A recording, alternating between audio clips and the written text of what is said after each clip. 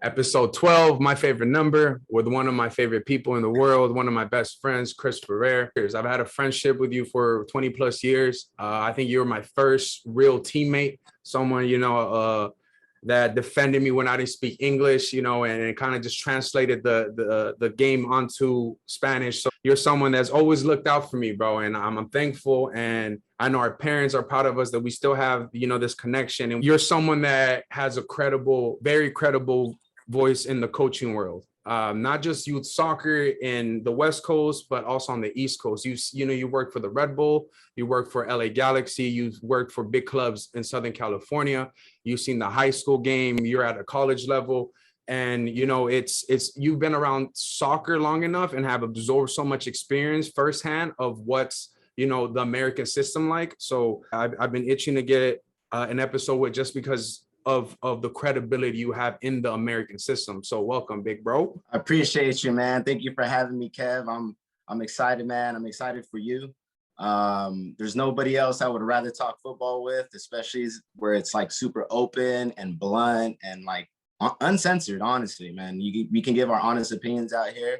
And it's kind of, you're talking about a lot of things that people like kind of don't want to talk about because it's not politically correct. Yeah. Or professional or whatever it is. So thank you for providing this platform for everyone so that we can get our opinions out there and just talk honestly about the sport here in America, especially in the I won't say crisis, right? Because that was a couple years ago when we didn't make the World Cup, right? But the state that we're in now, thank you for providing this platform so that coaches and everyday people that are part of this sport that are actually living it can speak about it. My goal with this platform is to give a voice to people who are in the trenches, trying to make a difference, trying to elevate the sport, trying to elevate the level of the sport. And you're someone that's, has seen it all, bro. It's not all like it's a big marketing money machine, and it shouldn't be.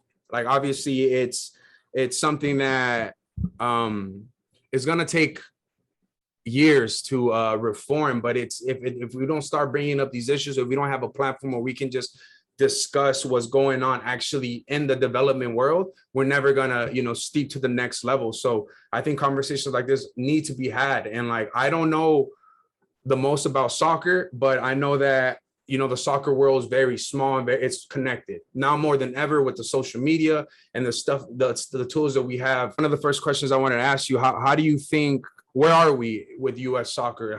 What's this current state of soccer in America? There's a reason why they keep saying that it's like the fastest growing sport, and it's actually, there's so many people new. It's more so there's so many new kids that are playing the sport. Yeah. Right. There's a culture within club soccer. Some of these parents are out there because they love it. They love being out on the weekends. They love the travel sometimes.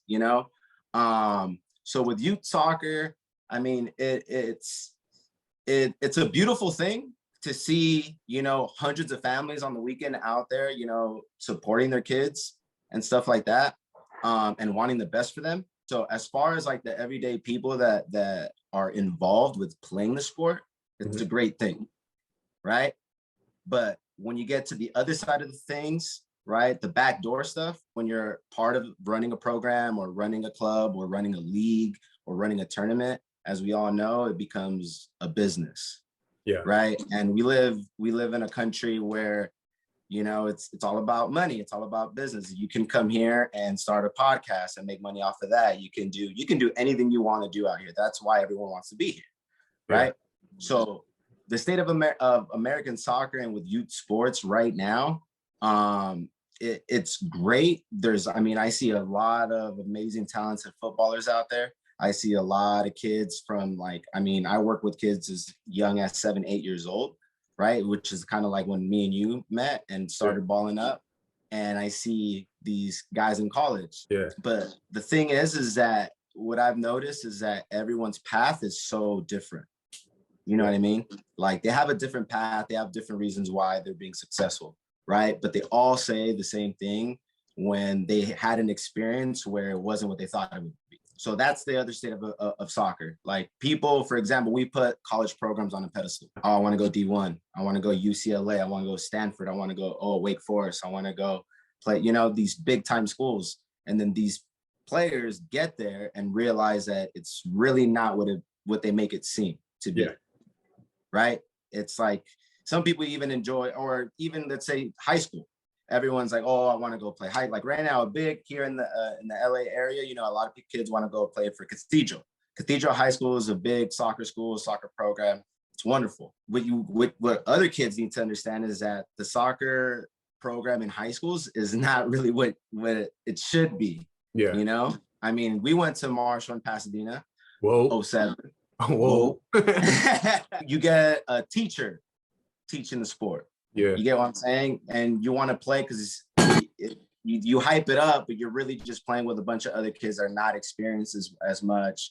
You know what I mean? The coach isn't experienced. Yeah. There's lack of funding in the program. So kids always like, we hold this high pedestal and then we get to something and then it's not what it seems to be. And I feel like that's the biggest problem with American soccer right now, man. Cause like you go to these places and you expect, you know, this, cause obviously you're always going to be paying a premium price, right? So you're expecting, you know, great value and it's not always there.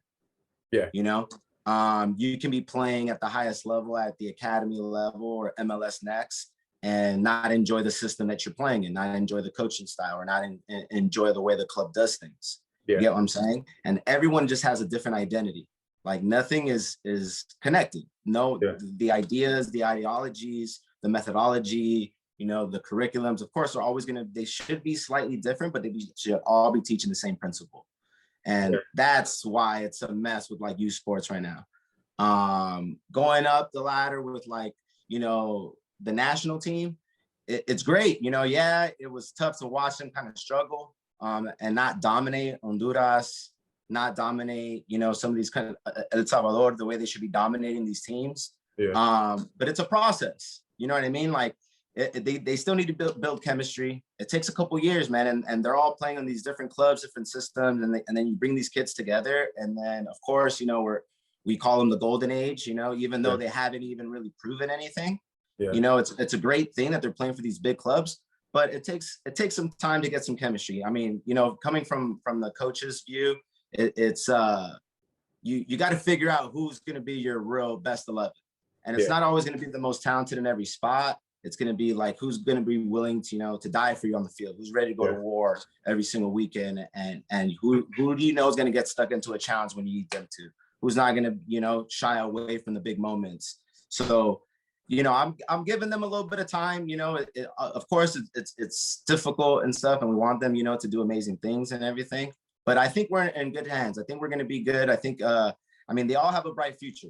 So as long as they continue to develop, even at the pro, you know, stage that they're in, I think we'll be all right. As long as we don't get, you know, what's happened with a couple other players, I want to say, is like they kind of get big-headed, or they kind of let, you know, the bit of fame that they get from being like an American player in the Premier League or whatever the case is, you know, they kind of like, they shy away and like they're hyped up for a few years and then you don't really hear about them anymore.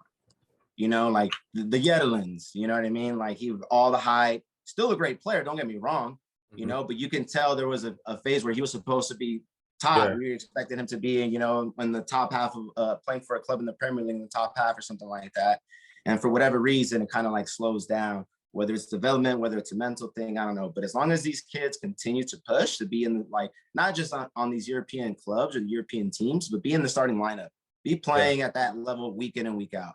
Yeah. That's what we need. You touched a lot of good points, bro. And I wanna backtrack and pick up on like the experience of club soccer.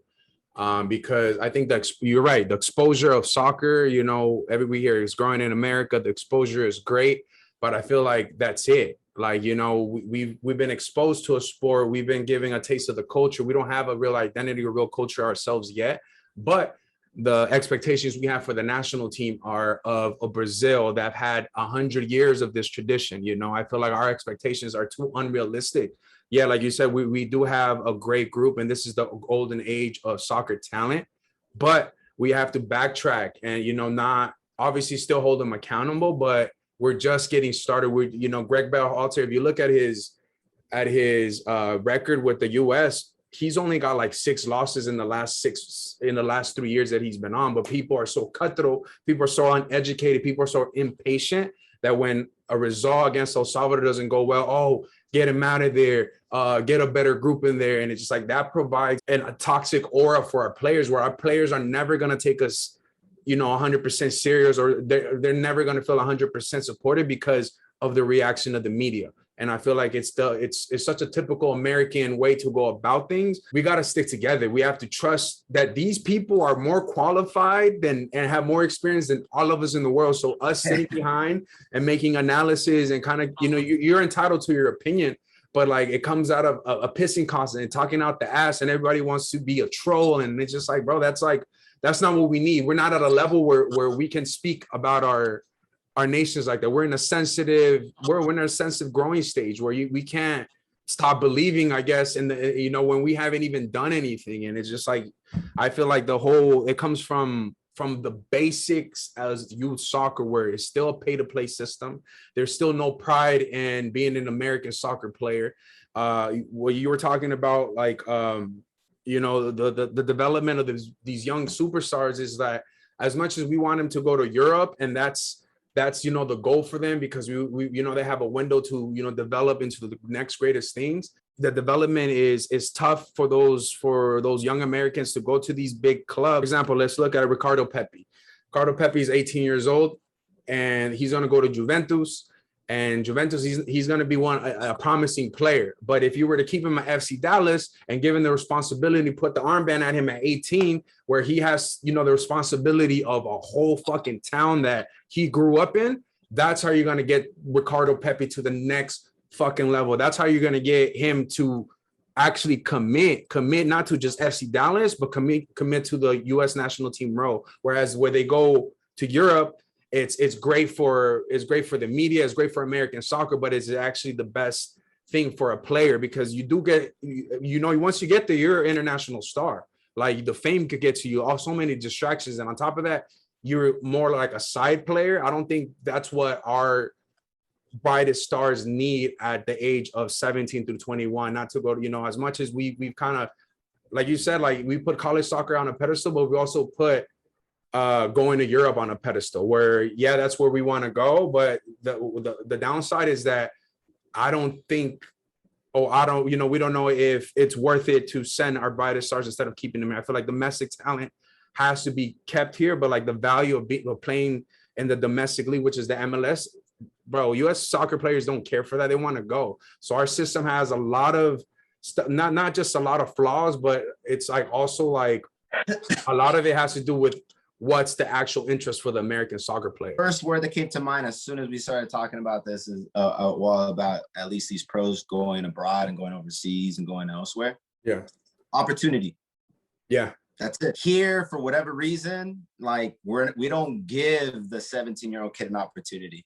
Yeah. Like, yeah, you hear about like the big names, you know, you'll hear about Efra, you'll hear those big names, but like, are they really consistently giving the youth kids here in the MLS an opportunity to like star and play for their clubs?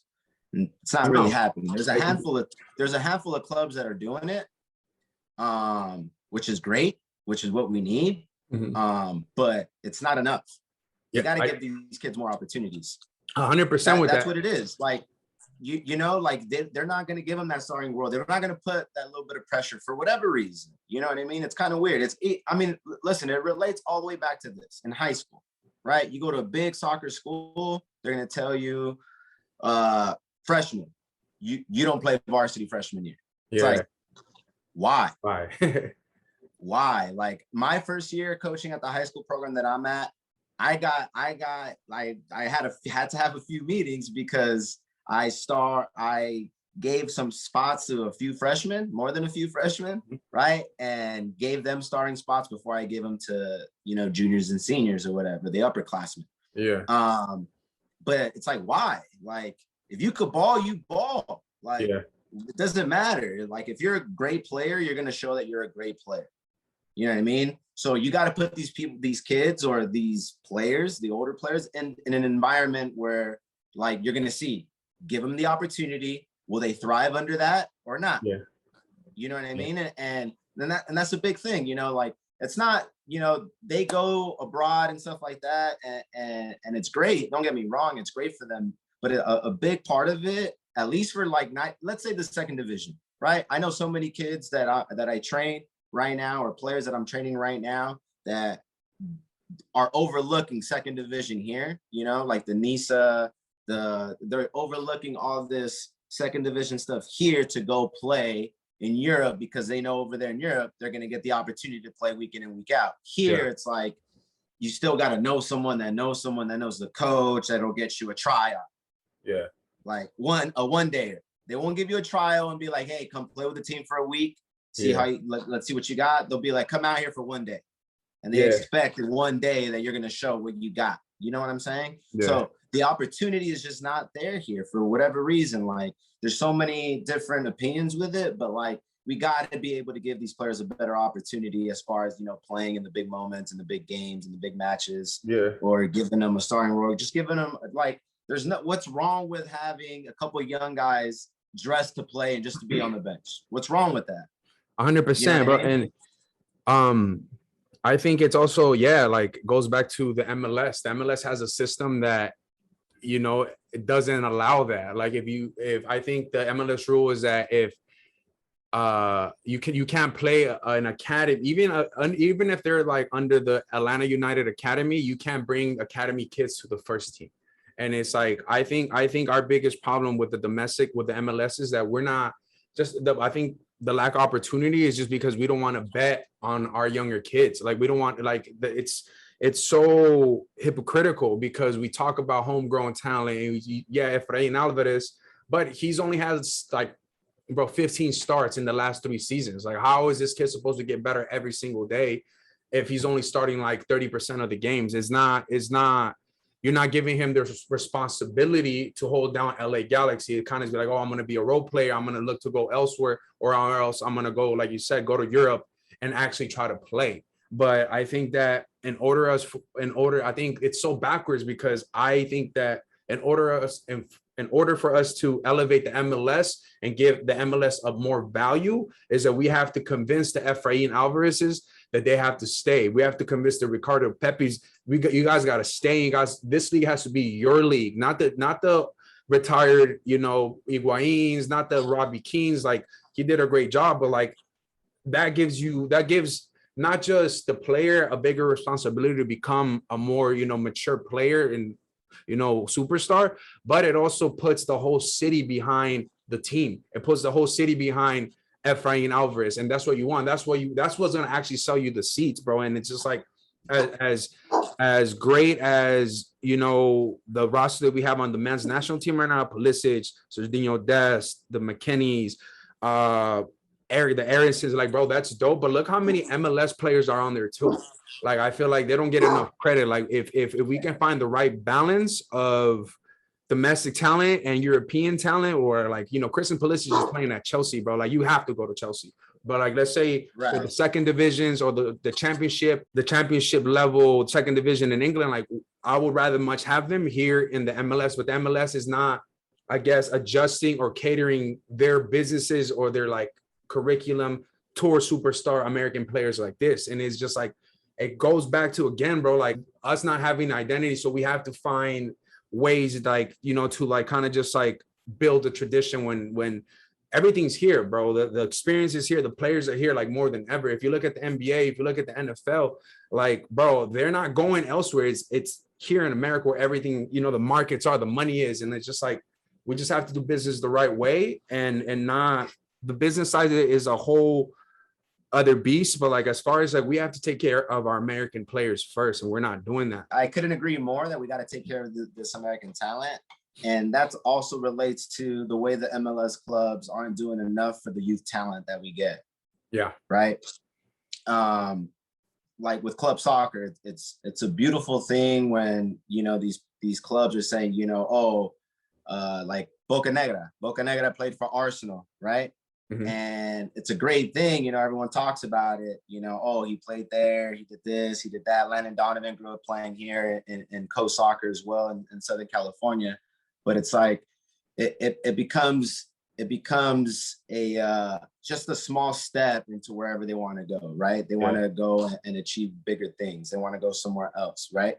But these clubs here in the MLS aren't giving them what they need in order to be successful. And when I say things like that, it's like, well, at least here in SoCal, it's I couldn't even tell you right now if you wanted to get a trial or if you were interested or think you're talented enough to play for the two clubs here, LA Galaxy and LAFC. It's almost nearly impossible to get, like, there's not an actual process to go and try out.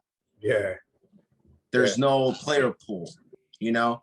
LAFC is actually doing a great job at where they're doing a better job. I won't say they're doing great because obviously they're still new. They're doing a better job than the other club, my club, the Galaxy. Because, you know, I see those scouts every weekend out on the field watching. Every weekend I run into, there's at least one guy out there just watching talent that's out there. That's why they have some successful teams at the academy level. Right. Because I mean, there's so much talent out here. Right. But then you look at, you know, the Galaxy, I probably have never seen a Galaxy scout out on the field. Not once since I've been coaching out here for the last 5 years now. And I've never ran into one. You know, I worked with the Galaxy with the youth programs. And there's really no real player pool system to recruit these kids into their academy programs. So that's really where it really starts. So it's someone like Pepe. Yeah, he came up through that's awesome. He came up through that academy system. Have him let that be his franchise. That needs to be his team. He needs to be the face of that team. You know what I mean? Like he's got to be the golden boy there. You know, those are the little things that they got to do. And that starts at the youth level. You know what I mean? Like, you got to be able to provide these kids with the proper, you know, everyone talks about, like, oh, we got a player pathway. You know, that's a big one in club soccer right now. All these clubs have a player pathway to go play pro soccer, right? When it's just a selling tool. That's all it is. It's a marketing tool to get these kids to come in and, oh, there's a way that I can go play for the, you know, now there's the LA Galaxy San Diego, there's LA Galaxy Orange County. Well, all these things, you know, that was the big selling point. We have a pathway where you can go and play for the Galaxy Academy. We have the pathway. And maybe there was a kid or two, a couple kids that really got an opportunity to go there, but it wasn't connected. It was more of a licensing deal. Licensing deal, you know, to put the brand on the merch. It's a selling tool again. It's a selling tool. You know, is it really connected? Do you see actual Galaxy coaches out there? No. You know what I mean? And then it's a perfect example. Those Galaxy clubs, they don't exist anymore. So whether it's because the contract expired or I don't know what happened, but now some of these clubs, now they're Liverpool SoCal Academy. Now they got a pathway so you can go and play at Liverpool Academy, I guess. You know, now you have, you know, these now it's and this is, but now there's LAFC SoCal. Right? It's LAFC SoCal. So I talk to kids at some of these camps that I work, when I'm running a session, they're like, oh yeah, a buddy of mine plays for LAFC. And I'm like, oh really? What, we're out of where? And they're like, oh, you know, in the Valley. And I'm like, oh, they play for is it Real SoCal? They're like, yeah, it's Real SoCal. And I'm like, oh, so it's LA, it's still Real, it's Real SoCal, the club, but now they're branded as LAFC SoCal. So that, I mean, it's a good thing, you know. I mean, don't get me wrong. I would be hyped if I started a program and I got this kind of partnership with a pro club, right? But now, what are you going to do with that? Are you gonna really get these kids a better opportunity and put them through a real pathway, or are we using it to get ourselves out of financial debts so that, you know, we can make some money, you know, and really thrive the business? You know what I'm saying? Like, it's really confusing, you know. Like, I don't know what the move was for LAFC to do something like that. Maybe, you know, they do have good intentions. You know, we're going to wait and see. But all the other affiliate type things that I've seen have not been successful, and I haven't really seen the actual point or the goal that they're trying to achieve other than getting more teams in. Because one thing you will see is when they do these licensing deals or they slap, you know, a pro club badge on the club jersey, more teams, more registrations, more league fees, more this, more that, you know, and you know, I want to see that go away, and if it's done, I want to see it done properly. You know, there's no problem with it being done as long as it's done properly. I think you nailed it. I think why it's time for parents, it's time for us as a soccer nation to hold these clubs accountable. Like, why are you guys doing business with clubs instead of like putting your name and using your resources, using your recruiters in the public school system at rec centers to actually, you know, give the access for free? Like, at the end of the day, yeah, like a licensing deal might be dope and obviously is a selling point, but it's just like they're adding more fuel to the fire, where it's just like, okay, well, why give it to the public when we can make some bread, you know, where we can make some money? And it goes like it's a greedy world where we can't continue to overlook and keep like giving the thumbs up to LA Galaxy. Oh, you guys are trying. Like, I feel like these every MLS club is like, oh, look, we're trying to develop talent, but honestly, the intention is not there because money is the intention. They know if they put their name on the, you know, clubs are already established, they're both going to win. And you know, that club, oh, hell yeah, give me that sponsor. That way I can register more kids. That way I can charge a more, you know, I can give more premium for my club. But it's like that doesn't provide the player the playing environment that they need, where these players need to play every single day. But like I said, like, these clubs are inexperienced. They're not developmental. They're not, you know, actually the best way for it's just like, you know, if you want your kid to pass the SATs, you're not going to take them to a tutor once or twice a week and then give them the test. You know, this kid they have to exercise something every single day to know the whole test around and stuff like that to actually develop. And I feel like when it comes to the MLS being held accountable, they're not being held accountable by US Soccer Federation, where like maybe if the US Soccer Federation did a deal with, you know, public, I actually just got an email, you know him, Stanley, you know Stanley. He coaches at Golden State Pasadena High School. He was on my JV soccer team. And now he's coaching now he's coaching himself, bro. Now he's coaching himself. He works over at FC Golden State. And he's also seeing like, dang, like the system is messed up. You know, he has a son, and he, like, you know, he tells me like just for him to play, it's so many obstacles. And he sent me an email saying that, you know, US Soccer Federation is gonna put they pick 4 school for next school year. They pick 4 districts in the Washington, D.C. area where they're going to implement soccer and give soccer as an elective and actually start recruiting there.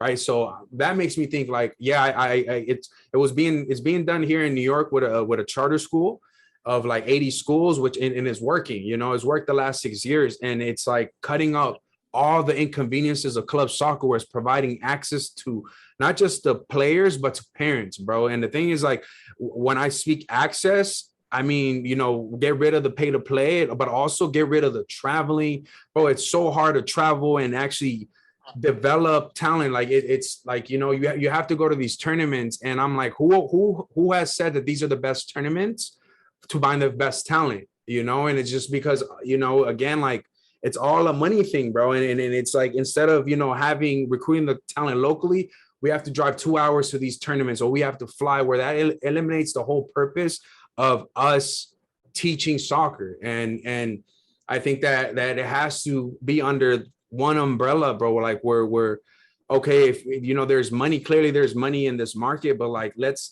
give the money to the US Federation and the MLS clubs like on their own somehow, but you guys have to distribute it and make it more accessible to you guys. And with the clubs also, you know, charging a premium, you see how the bad information, America's so big, bro, and there's so much like opportunity in the soccer market that there's so many bad coaches, bro. Me and you have seen it, like the level of the quality of coaches. Anyone could be a coach, bro. And as long as they, you know, they throw on the Red Bull and they're like, they go through their orientation program, boom, they're kind of trained to go. So I feel like we have to hold not just like the MLS clubs, but also the clubs, youth clubs. We have to hold them accountable with the coaches that are out there, because they're just literally soldiers, bro. They might not even play soccer, but as long as they can like run a session and you know, kind of just like run a daycare, then hire them. Yeah, no, that is true. There is the quality of coaching. That's in the crisis. It's crazy. It is nuts. I mean, of course, that's always comes down to an opinion, right? We can think somebody's a bad coach, and then some of their players think they're the best coach ever, right? But that's what I was saying. We need to make sure that everyone's teaching the same principles. Yeah. The way that it works, where, you know, anyone can be a coach, everyone right now is a trainer as well. You know what I mean? And of course, it's like anything. Like right now, you can research anything. You can go online and you can look up Man City warm-up session. Yeah. Right. And you can go and take that session and run that with your team or your club or whoever you want to run that with. Doesn't mean it's going to be the same session. Yeah. Right. That's the major problem. Right. Not just because you can just not just because you could read the recipe knows that it's not going to taste the same. Yeah. You know, even though you're using the same recipe. Yeah. Right. So you have to be like, in order to coach I feel like it needs to really be, you have to have a pride for wanting to develop kids. And when I say develop kids, it means really develop them. Like, yeah, that's another selling point tool that every club uses. Every club talks about development. Every program talks about development. Everything wants to talk about development because that's what the parents or whoever wants to see. And the tagline, you know, oh, they want the best for my child. When are you really thinking about the development? Are you putting them in a situation, right, where they can thrive or be successful, or pushing them to a limit where you learn more about the player or where their breaking point is, right? Putting them in an atmosphere where they can learn, you know, putting them in a situation where they're really growing. Are you, you know, of course, yeah, I want to win. I'm one of the main people that talks about development, right? But of course I want to win all my games. You know, of course I'm going to be up and yelling every single time, because once that the whistle blows, I'm out there to win the game, right? Of course. But at the end of the day, like, I'm looking at it, are my teams doing what we worked on at practice? Are they utilizing the tools that I'm giving them? And if not, why? Is it them or is it me? Is it myself as a coach? Right. And there's so many coaches out there that don't go for that. You know, there's so many coaches that will hit up 3-4 players to get them to guest play for a tournament so that they can win that tournament. Right. You want to win that tournament, but it's like, so what is it? Are we really focused on the development, or are we trying to, you know, get medals and do that whole thing? Right. And there's a lot of people that look at it, because it's become such a massive business, that a lot of people do the coaching thing as a part-time. Right. Yeah. They're working and it's a dad and he's like, oh, I'm going to do a team, and that extra team's going to bring me some extra income. And why not? Right. So that's why it's super important that, like, for players, for players to educate themselves. Like, you know, when we were growing up balling, there wasn't, you know, the social media wasn't around. The internet was kind of like starting to boom at first. And not every program had a website. You know what I mean? It wasn't the way it is now. Now there's no reason why every player cannot do their own research on a club, on a coach, on anything that they're going to sign themselves up for. Right? They need to be doing their own research. We need to be able to educate these kids, right, to understand the difference in programs, the difference in levels of competition and different leagues. And most important, we got to educate the parents. Parents, they get, like, they're so uneducated when they hear a new tagline or whatever, they just fall for it, right? Because it's marketing. It's marketing 101. You know what I mean? So we need to be able to educate these players. We got to be able to educate these kids so that they really understand what is really best for their kid. Obviously, not everyone could be on the same page. You know, obviously, we're always going to have those parents that are cutthroat and they want to win everything, right? But at the same time, you know, it's hard because we grew up in an environment playing where it was win everything. We had to win everything. We never went into something where it was like, oh, it's going to be fun. You know, of course, we enjoyed the game. But we were playing at a level where it was like, we got to win. And if we don't win, then we didn't do a good job. We didn't do a good enough job. We weren't good enough on the day, right? It was just win. And when you're at that high level, you know, it's great. But you have to be able to play for someone that's going to be able to show you the bigger picture, right? That's a part that where for me, where there's so many bad coaches because they don't talk about those things or they don't educate their players on those things. And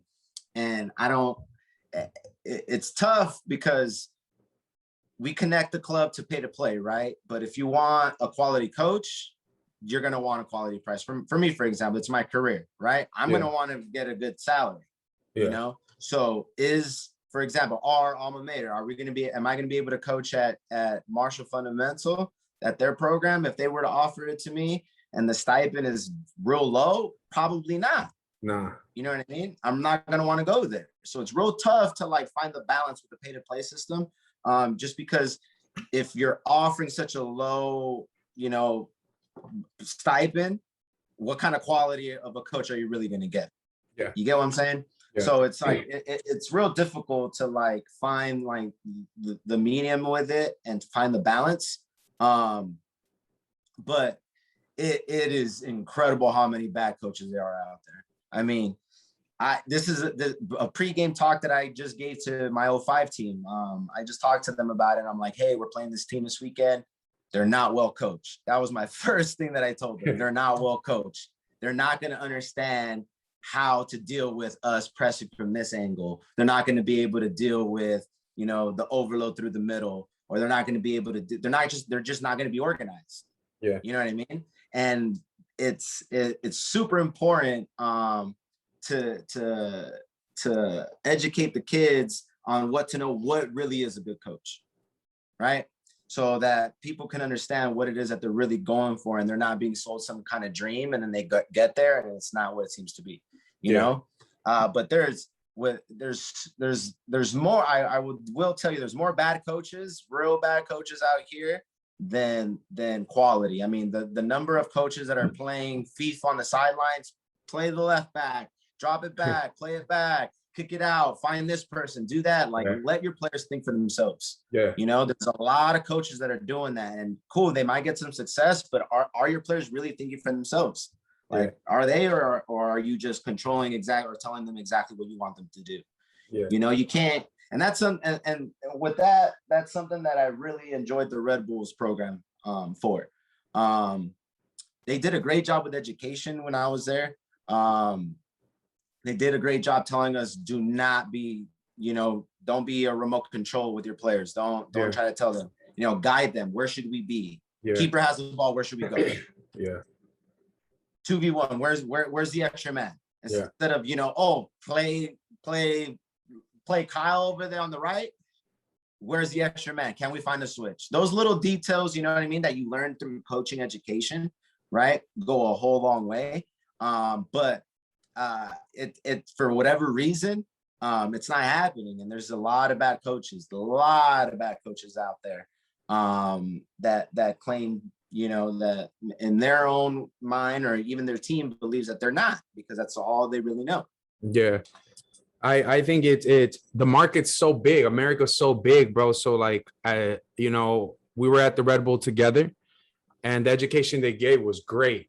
And, you know, the presentation, the arena, everything that they sold was credible. So I think that's why we, you know, our experience there was amazing. But also at the same time, they had so much ground to cover as far as like New York City, Brooklyn, Queens, Long Island. Long Island is huge. So they're going to try to get as many soldiers as they can.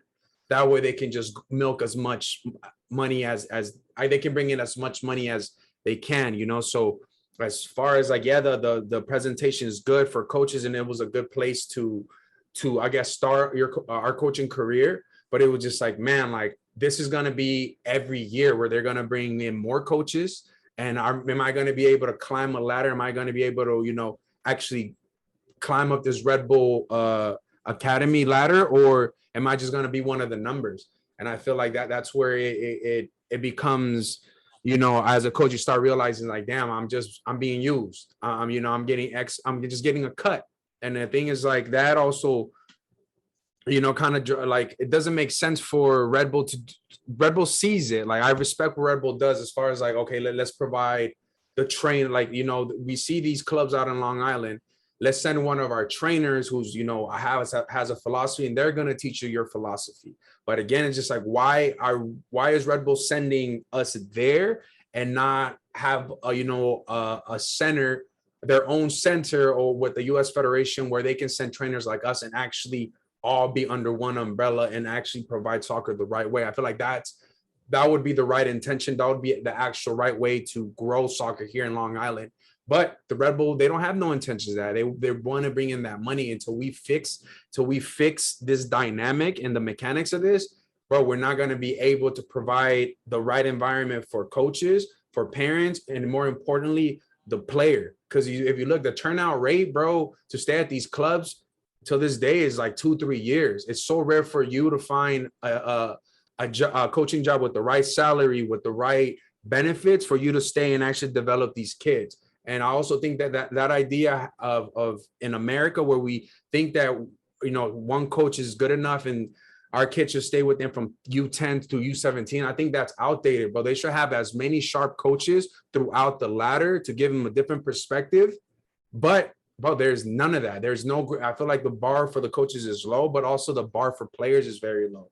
And I don't mean that to sound negative, but like, I feel like I say that because there's not enough tournaments. There's not enough way for a player to prove themselves to be like, oh, you're actually a good soccer player. Like, you know, they go to these tournaments once or twice a month and they play maybe 5, like, let's say maybe 10 teams, but like, there's so much more talent out there. And I feel like the talent is not as consistent because the system's not as consistent.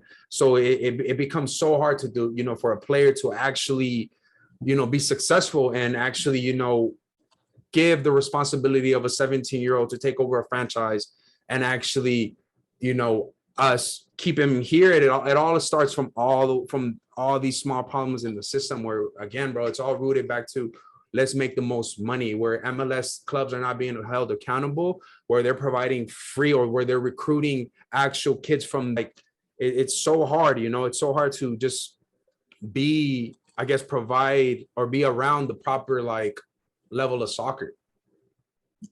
When it's nice and small and you have complete control over it, everything's beautiful, right? And then once it needs to continue to grow and grow and grow and grow, it starts to get watered down. The Red Bulls, amazing. The structure, I love the structure that they have. I love the way that they educate their coaches, right? They educate the coaches, make sure that they're being ran through first team sessions, academy sessions, U23 sessions. You have the academy directors running you through sessions twice a week. You know what I mean? You're breaking down film, you're doing game analysis, the education was unbelievable, right? Now, when I got there, there was, I don't know, I really want to say less than 65 coaches in the entire program. When I left 3 years later, over 140 coaches. Yeah. Right. And I remember just going to some of the meetings and watching, you know, because you have to run sessions in front of, you know, 40, 50 different coaches at once, which is a great thing too, honestly. But it became like, well, hold on, like, it was so difficult for me to get in. And now it's like, if you're committed and you can, and if you're like minimally qualified, here's the training and go, like you said, right? Put them through the employee handbook and go. You know, because of course, with everything, it starts with a little bit of pride at first. And then as it continues to grow, you know what I mean? How can you really keep, you know, that the principles and the values tight still, you know? So that's where the downfall is. But I get it too, though, because at the end of the day, there's a guy behind the desk that needs to meet his numbers or the funding won't go there no more, you know? But that's why what you talked about was great. Why aren't they opening up their own facility, right, where they're directly working with these kids? You know, that definitely needs to happen with every club. I mean, for me, one of the biggest things too is that the US Soccer Federation needs to like enforce or regulate these clubs that they must have an academy system, must have an academy system in every age group. Like, that has to happen. Like, that's another thing. It's like, oh, this academy has a U16, a U12, and a U17. This club has this. It's not every club has every single age group and the best of those talents in every single age group with the real path. The Red Bulls is amazing because you actually see 4 or 5 kids in the starting 11 that came from the Red Bulls program. Yeah. Meaning not just the academy program, the grassroots. So if there's a club that I will say, you know, it did become watered down and things like that, and that kind of had to do why I decided to, you know, venture out and actually join the LA Galaxy from there but it was more so that, you know, it was a situation where it was great that they actually had a player pool. They actually had a place where they know, okay, well, we're identifying all these kids. You know, they would go from a small club, and if you had a good player, they'll give them an opportunity. Okay, you're invited to the regional development school training section just to give a chance. And if you're not good, okay, sorry. And they send you right back. Or they keep you there and you continue to train with their philosophy, with their methodology and all those things, right? Which is a great system, a real system that they have. It's their identity. It's their thing. That's great that they actually have a proven product that works. So why, like, I remember being there and us all saying, like, why are all these other, you know, clubs, or I can tell you why, they're franchises, they're not clubs, right? These are all franchises, right? So why aren't all these other franchises and clubs not doing the exact same thing, right? Of course, everything's going to have its flaws and they can do some stuff better, but they actually just have a system, a real player pathway to make it, you know, starting from grassroots. So there's so many clubs that don't have it. And it's for me, it's embarrassing, honestly. Like, you know, it's embarrassing. Like, you can't have some clubs that are doing these things. And then the reason I say it's embarrassing is, like, I grew up here, you know, born and raised in the LA area. I grew up going to the Rose Bowl, watching the LA Galaxy, being super hyped, watching, you know, the first season in '96 and keeping up with them since then. But to go from the Red Bulls, and I was, you know, able to really see this entire program out from, you know, I started with the grassroots and ended up working with the regional development school program. It's kind of like the top where you can be at, unless you really get, you know, that academy job that everybody's fighting for. But it's like here, when I worked for the LA Galaxy, like I said before, I couldn't even tell, like, there would be people that'd be like, what do I need to do? Who do I need to talk to? Like, I have this kid. And I used to be like, can't help you. Like, I can't help you, you know, even though they say they have an academy ID night, it's an academy ID night where you sign up for and pay a premium to be there, you know, so you're only going to track those kind of kids. There's no system here where there's a real pathway. Like I said, we already talked about the licensing thing, but that's not a pathway. It's not a real pathway, right? So we have to make sure that every club is really working in some sort of way with these youth clubs everywhere, right? Not licensing deals, not all that other stuff that we talked about. Now, with the state of, like, club and you know, I think one of the biggest things that holds club players back is college. That's, you know, and a lot of, I think a lot of coaches, a lot of parents will never say it, you know, because here in America, the goal is you want to go to college. You want to get a free ride somewhere, right? That's everyone's dream. You know, of course, we think about pro, but that's not going to happen. Like, how many 17-year-old kids, 18-year-old kids are we really putting through an academy system and is a first team signing, right? We have the player draft, right? The reason why I say it's college is because everywhere else in the world, you know, they're giving these kids opportunity at 17, 18, because they're, in their minds, it's like, I gotta play to put food on the table. I gotta play to get my family out of the hood. I gotta play, you know, to acquire this thing and to put my family on and to survive at some point, right? Here, you know, even the most unprivileged kid is privileged compared to every other country. You're gonna have a pair of soccer cleats, right? We grew up wanting the name brand soccer cleats. Maybe we didn't get them, right? We grew up in a place where if you did not have the top of the line style Ronaldo Nike shoe, and you had the entry model and it was $50, they were the real ones, right? Those were the real ones. You didn't have the real ones, even though they were real, they were authentic. That was because we're even though we're not privileged, we're privileged compared to these other countries. Yeah. You know what I mean? And that's kind of why we will never be at, in my opinion, we won't be at, you know, that level that Brazil is at, you know, because that it's like it's a religion out there. You know, football is a religion out there, right? So with the college system here, to get back to the college system, it's you're 18, and by the time, let's say you redshirt a year, you're 19 now, right? Then your clock starts, right? Then you have, what is it, like 5 years to play 4, right? Something like that. Yeah. Okay, by the time you get out of there, you're 23, 24 maybe, right? Then you graduate college, or you're about to graduate college, you have a degree. I mean, you know this, you have a degree, and then it's, do I keep chasing the dream, or do I go get $100,000 salary? Yeah. Yeah. Like, I need 401k, I need health benefits, I need dental insurance, I need, you know, I want to be stable. Yeah. That's where the mindset goes here in America. You know, I want to be stable. I'm 24 now. Why am I still playing sports? Yeah. Type of thing. You know what I mean? Like, that's why I say college is the problem, because unlike every other sport, like there's others. I mean, think about it. Even other sports are starting to eliminate the college out of the path to go pro. There's no need to. With the NBA, for example, the NBA is #1 in America now, right? Even the NBA started implementing the new rule where it was the 1 year, right? Where they have to do the one and done. Yeah. Right? It's the one and done. Then we started seeing all these kids like doing the one and done. They just go there just because they have to go there. Yeah. And then they let them in.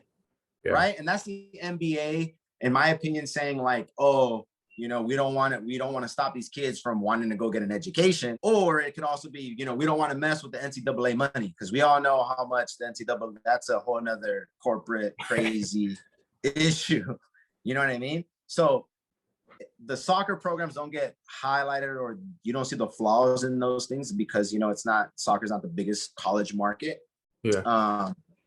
But the kids are too old by the time they get out of college. You're too old already. There's a kid that, let's say you're a lot more talented than he's been, but he has those from 18 to 24, he has those 6 years of professional experience, where, yeah, you were probably at a great, you know, college program, but you didn't have that professional experience. You get what I'm saying? Like that's a big thing for me. It holds a lot of kids back. I mean, there's so many, I like, there's kids that we know growing up that we felt like, man, they were at this level forever, and they didn't get a full ride, but they got a partial ride, so they couldn't go to school. Yeah. You know what I mean? Like, and let's face it, for soccer, the budgets aren't as big. We don't have the budget that the football team has. You don't get the budget, you know, that the track and field gets. Like, depending on what school you're at, the budget is never going to be even in the top 3 or the top half of some of the other sports. That's just what it is, you know. And they'll divide up one full ride scholarship will be divided amongst, you know, a bunch of kids, because I mean, it's because that's all they get. That's all they'll give them. You get what I'm saying? So it's like, it's tough for these college programs, you know. It's not what it seems to be, man. Like, if you want to be a footballer, why do you need to go educate yourself in something else? Yeah, I agree. You know what I mean? Like, it's something that in America we can't really talk about, because here you want to thrive, to, you know, be wealthy. You want to thrive to be either a business owner, or everybody wants to be stable. Yeah. Right. We were taught or programmed to be stable and to be safe, and to have, you know, like I talked about, the insurance. You want to have your 401k. You want to have a house before you turn 30. You want to have your kids. Yeah. So by the time you're 24, all that stuff is hitting you, and you're like, everywhere else is like, yo, you want to play football? You better be playing night and day. You talk about all these international football, not even just the stars. Let's not talk about just the stars. All these players are playing every single day. Yeah. They're not playing morning session, going to school for 6 hours, doing their homework, doing an English paper takes up all these hours of their time, and then throwing in a soccer session at night. Yeah. You know what I mean? And then we're forcing these kids to balance. Yeah, don't get me wrong, you know, it's a great thing, it's a beautiful thing. But if you want to be a professional athlete, you got to be working your ass off to be a professional athlete. The same way, if you want to be a lawyer, you got to work your ass off and be a lawyer. You can't do two things. You know what I mean? And it's like with soccer, at least in America, it doesn't work the same way like the football players do, right? Yeah. With football, like I understand, there's ballers out there that can go straight out of high school, but because it's such a demanding physical sport, obviously you'd be a boy amongst men in the league. Yeah. So I understand that aspect too. But let's also talk about how come on, half the football team not going to class. Half the football team isn't passing their grade, like passing every class. Like it's not happening. You know what I mean? Like let's just be honest, and let's talk about it. How if you're on the soccer program though, you better make sure you get your ass to class every single time. Yeah. You better make sure that you didn't drop a unit, otherwise you're going to be ineligible. Yeah. But if it was a football player, we all know there's always those athletic directors or the guys behind the scenes that'll make it happen because they'll lose money at the football game. Yeah. These guys aren't playing. We're not going to make money. The NCAA is like, there's the little tweaks and all that stuff that they get away with. Yeah. You know what I mean? So it's like with soccer, it can't be connected because for the type of sport that soccer is, you have to get as much experience and it's the physical aspect of the game. The best player in the world right now is like 5'7". Yeah. Like you know what I mean? Like why are we telling these kids, that you have to go to this university program if you want to be successful? Yeah. Right. And that's where I stand right now. Like I'm coaching, I have a 2005 team. They're all juniors in high school right now. So this is crunch year. I want to make sure that I get every single one of these kids to play at the next level, and that's college. I am so committed to that, and it's a beautiful thing, and I'm going to make sure that they all get there because that's what you need to do here in America at this moment. But we really want to excel and really want to continue to grow as a country and develop and really step up. I think we need to eliminate that whole thing and give players the opportunity. Like I talked about, we got to get opportunity. There's so many kids that don't have the opportunity to go to college because of financial reasons, right? We talk about the club structure and it being a financial money grab thing, but what is college then? Yeah. You know what I mean? Like you're forcing this kid that's such a good player at soccer, you're forcing him to pay hundreds of thousands of dollars to go to school. Whether you get a free ride or not, someone had to pay for that. Yeah. You know what I mean? Somebody's paying for that. So it's not free. It's never free. Yeah. Right. So it's like, so with the college programs, like, don't get me wrong. It's great. I want to find myself at a college program so I can, coach at that, be the head coach at a big Division I school so that I can, push these kids to continue to play and not to say, hey, it was great playing for me for 4 years. Congratulations, you're going to go start a family and sit behind the desk. Yeah. You know what I mean? Like, but that's really what it is. That's what it's come down to. You know what I mean? So I feel like we got to tweak the system. The NBA is tweaking the system. We're seeing, the Ball brothers. Yeah. They're the first ones to be like, everyone's criticizing them, but it's like soccer players have been doing that. Yeah. They've been doing that. And why did he go to Lithuania and do all that? Because he wasn't given the opportunity. They're not given the opportunity. And because he was voicing and talking all the nonsense, the media and the schools were like, nah, we don't want to deal with the bad PR. We don't want to deal with that. Yeah. When it's like, all right, let me go take my kid and let him get some pro experience, right? Because he's gonna be playing with men. Doesn't matter. Let him learn. You know what I mean? And then he comes back and what? Now he's rookie of the year. Yeah. Balling, like he's literally showing, America or the US, like this system is broken. This doesn't have to be the only pathway. Yeah. You know what I mean? And he's making all this noise and everyone's like, oh, is he bashing him? Like, oh, he's forcing his kids. His kids aren't going to go to prom and his kids aren't going to get to do this. Like, come on, man. Like, you want to ball? You got to go and push yourself to go and ball. You can't, there's no distractions. You get what I mean? Like, so that's a big piece for me, man. It's like, we all want to push and we want to develop these kids and we want to push these athletes to play at the next level. But the structure of what really is the next level here, right? What is the next level? So until we figure that out, until we have a real system where everything is connected, where it's not like, you know, the MLS is not connected with the US Soccer Federation and the MLS isn't connected to the youth clubs or youth sports, right? Or youth sports or this league isn't connected here. Like in Southern California, we have 8 different leagues where kids can play in now. Yeah. So it's all watered down. You know what I mean? Like you don't know where the highest level of youth sports is anymore. You know, for my age group, we're playing in Coast Soccer League Premier, which when we were growing up was the elite of the elite. Yeah. Right. It was like all the ballers are there. Everybody goes there. You would go to the games. It was packed, you know, from people, not just family members, but like people that wanted to see, you know, the best youth players go play against each other. But of course, there can never just be one. There's SoCal League. There's ECNL.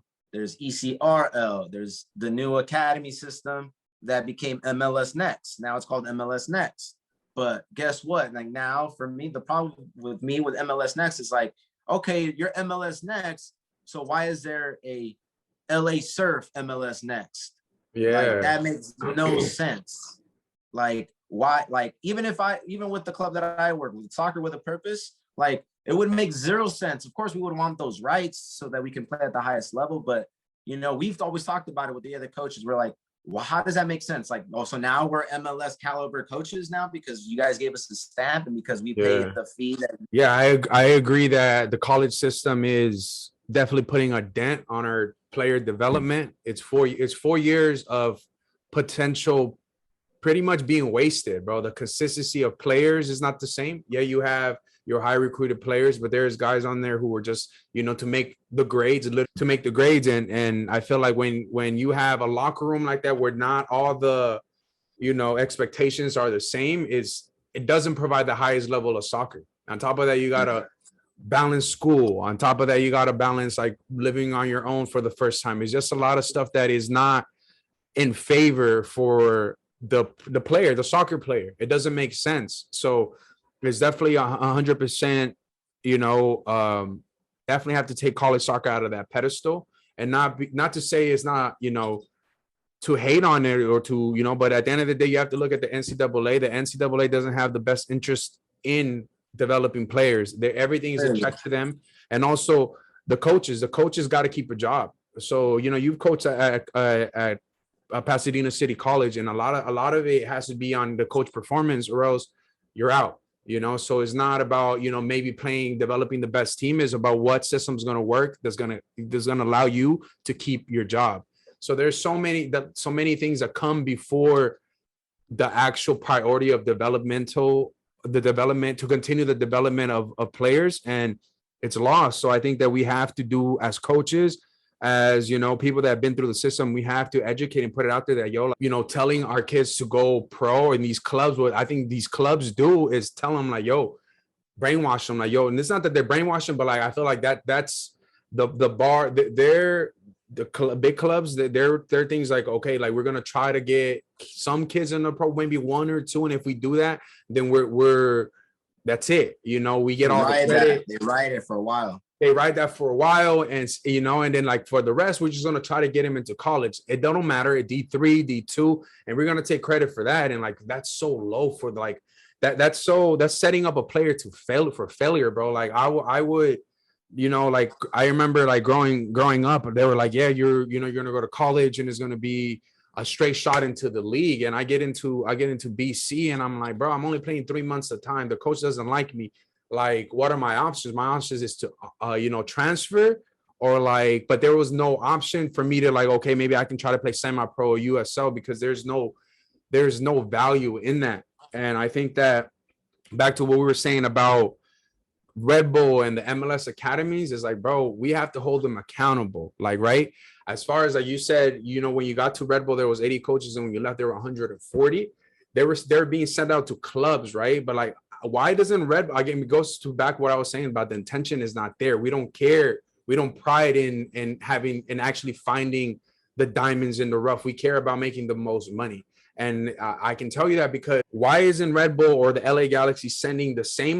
Because you saw the education, the type of caliber education that they gave us, right? It like, bro, like, you know, it gets you prepared to be a coach from like every scenario. You know, the curriculum is there, the steps of the RDS, everything is mapped out for you. So that should be, they should send, you know, 5 to 6 trainers to a district and actually try to actually collect all the best talent, natural talent there. Not just a talent that can afford to pay for this, but like there's no pride in actually finding them yourself, because the return on investment is so long. Like for a kid to, for a club to make money out of a kid the right way, they would have to develop them from 10 to like 16. Like no one wants to invest all that fucking time and all that money, where, you know, owners and like the GMs, their last worry is, you know, as long as that we have it, you know, their last worry is like finding this talent locally. And I think until we set a pride in like at least these MLS cities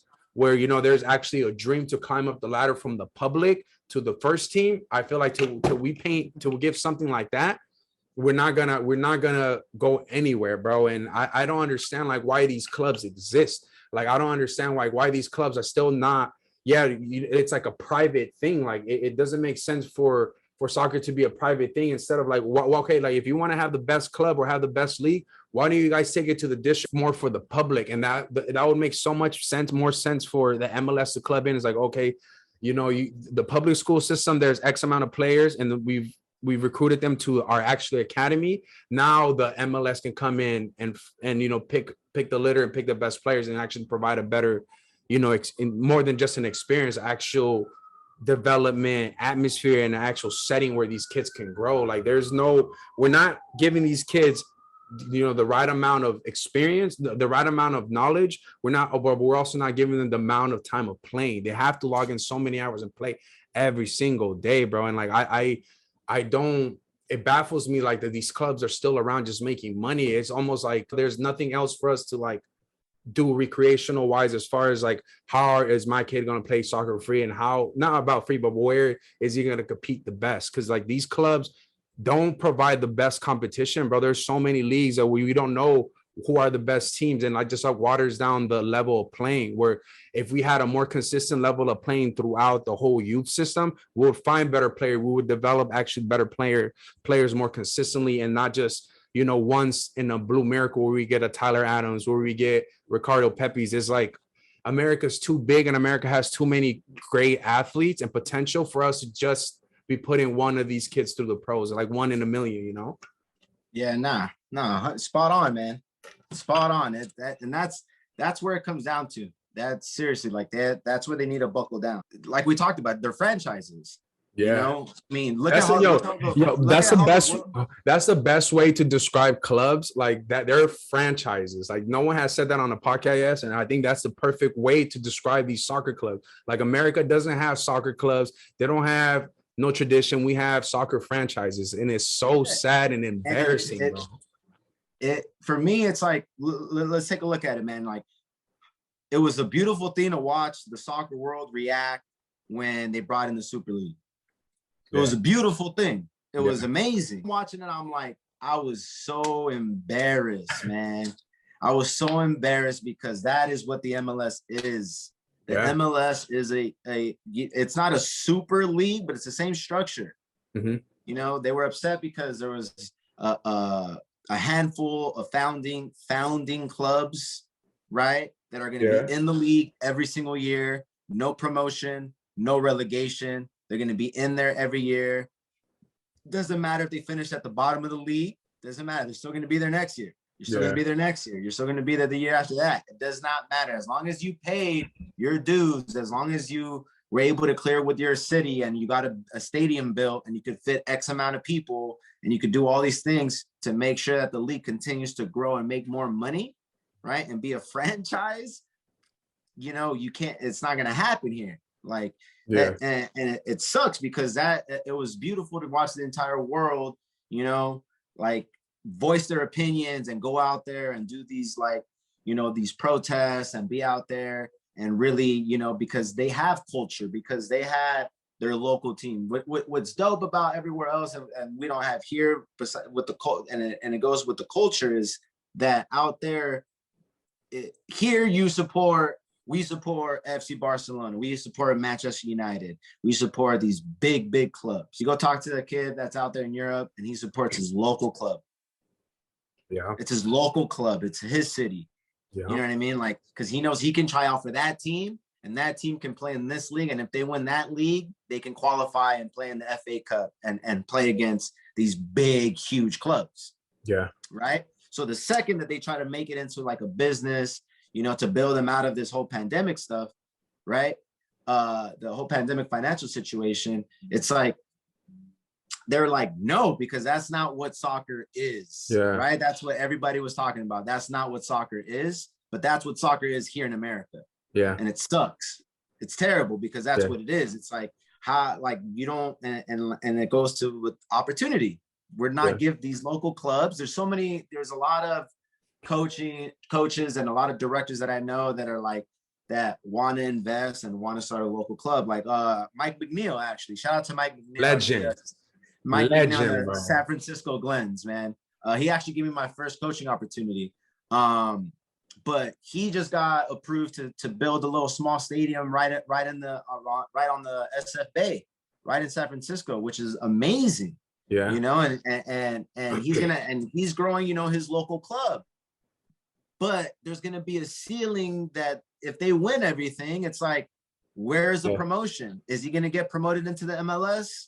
I don't know. Are these local teams going to go to the next level? No, they win that league and now they got to play. They got to pay in it again. They got to play again in the same league, right? Against the same players, pay the same registration. You know, they don't get the culture, the feeling of, wow, we just got promoted. Now we get to play against the elite, even though we don't get the same financial, you know, the financial help or the same facilities or whatever.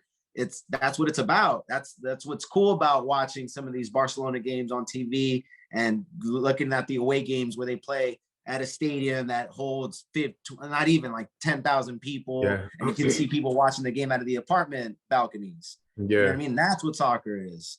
Not franchises. Yeah. You know, like it's not, and that's it's just disappointing, and I feel like it should have been an eye opener for a lot more people, especially in the media and stuff like that, and all these other voices that didn't really talk about it. Like, yeah, they jumped on like, oh yeah, the Super League is a bad idea, but no one really talked about how that is the American system. Yeah. That is what the NBA is.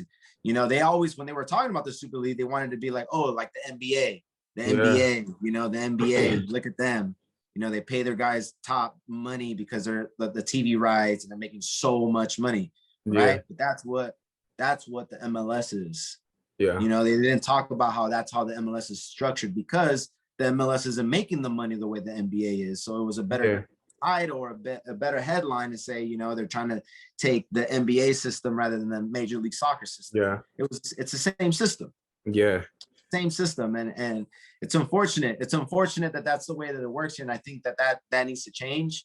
I think there needs to be a structure where if you want to play for your local, like, there's no reason why all these local clubs can't have not a first division, but like a semi-professional team, right? And have all those kids that are 18 to whatever, like 24 or whatever, that want to continue to play. There is these leagues happening, but it's not connected. And if you win that, you don't go on to the next level. Yeah. You get what I'm saying? So I feel like there's flaws in that system too. And there's a lot of cracks. There's a lot of fixing to do. And we really, we need the US Soccer Federation needs to get the shit together, man. Honestly, it took us over a few years to find a head coach. And then not only just find a head coach, like I think we did it. I'll be honest. When they first appointed Berhalter, I was like, I don't know, you know. But it shouldn't have taken a few years to decide on Berhalter. Yeah, like that. There's no excuse for that. Yeah, you know what I mean. Like, so clearly, there's a lot of flaws with the U.S. soccer system. But these are the highlighted points. That's what I think. I think at the youth level, the coaching standards are not where they need to be. There's too many leagues, too many different club leagues that we talked about. you know, way too many. It's getting diluted, including with the academy system, right? It's very diluted, very, very diluted. Then when we get into the next level, then the next problem with it is the college system for me. It's just there's not enough scholarships to go around for all these players that should be playing the same way that there is for football teams and things like that. That's the next part. And then it's sad to say that even at the professional level, they have all these cracks. Yeah. You know what I'm saying? So we have cracks in the youth system. We have cracks in the next level, which is the college system. And then we have major cracks in the professional system. Mm-hmm. So it's like US youth soccer is trying to fix itself. The college system, NCAA, is trying to fix itself. And then this is trying to fix itself. And at some point, none of it is all together. That's the major problem for me, man. Like until everyone can be on the same page and agree, right, on one system that's going to benefit, you know, athletes across the country. That's the only way that it's going to work. Yeah, you know, that's the only way that we're going to start to really. And it's crazy, even though we don't have the system, you know, we're somewhat thriving. You know, honestly, we're not in the hardest. You know, I know we play in CONCACAF, you know, and it's not the most difficult, but like we still, you know, compete, you know, but until we fix all those things, then we can really say, I mean, I don't think we're a top 10. I know we're in the rankings on the top 10, but we're not a really top 10 country in the sport, you know, and once we change that, then we'll start to thrive at these international tournaments. Then we can actually just have a seat at the table. We should have a seat at the table. You know, we're too big of a country to not have a seat at the table. And it's like, well, we're giving our players the bare minimum, but yet we're still top 20 in the world. That shows you, like, you know, we still have players in Barcelona, Juventus, Chelsea. It shows us that if we were to have even just the small, like even a system that's 40% effective, we would maybe be a top 5 nation in the world. It's like we're giving our players the bare minimum, yet we're still finding those athletes. Yes, we're still finding those superstars. And that's why I feel like it's so frustrating, and it's so frustrating for us, because we know how close we are to like being there, but yet we're not doing anything to fix, to get over that hump, you know. Local pride, bro. Everyone in the world, everyone in Brazil, everyone in England prize their local town. So that's why I really think that's why the answer is in the public school system, bro. Like no matter how big your club is, I'm never going to represent LA Surf or SoCal United. I want to represent Pasadena. I want to represent John Marshall, because that's the pride word. That's where I'm known. That's what I know. So you know, as far as like the system, the coaching system, obviously we've seen how broken it is, but also we have to talk about building tradition and building culture, bro. Culture is a big word that we throw around, but I think culture has to be tradition, building tradition. If you look at what they have in England, bro, they've been around for 150. La Liga's 120 years old, and it's just like it took a while for them to actually be. It took them 100 plus years, but also is like it has to come. We have to give American players some pride in, like not just maybe winning a championship, but like actually, okay, I came from like my local team and I climbed up every single ladder. Like, you know, the concept of hope and miracles is what drives soccer, bro. It's what drives sports. And like, we're not providing a fair chance or a fair opportunity for players to do this. So we're not going to build tradition. We're never going to have that culture, because we know, like, I really think that for you know, for us to build this culture, we have to start a tradition where best players are recruited. You know, the best, let's say LA Galaxy players are recruited from the South Bay. And like, you know, there's, you know, the A, B team, B team, C team, and it's all provided for the public. And, you know, like we said, we're going to hold the US soccer accountable, and MLS have to be connected, but they have to be connected through the public. We're never going to get anywhere if we're connected through club teams, because club teams are not connected to the public. They're connected to money, and they're connected to the business side of things.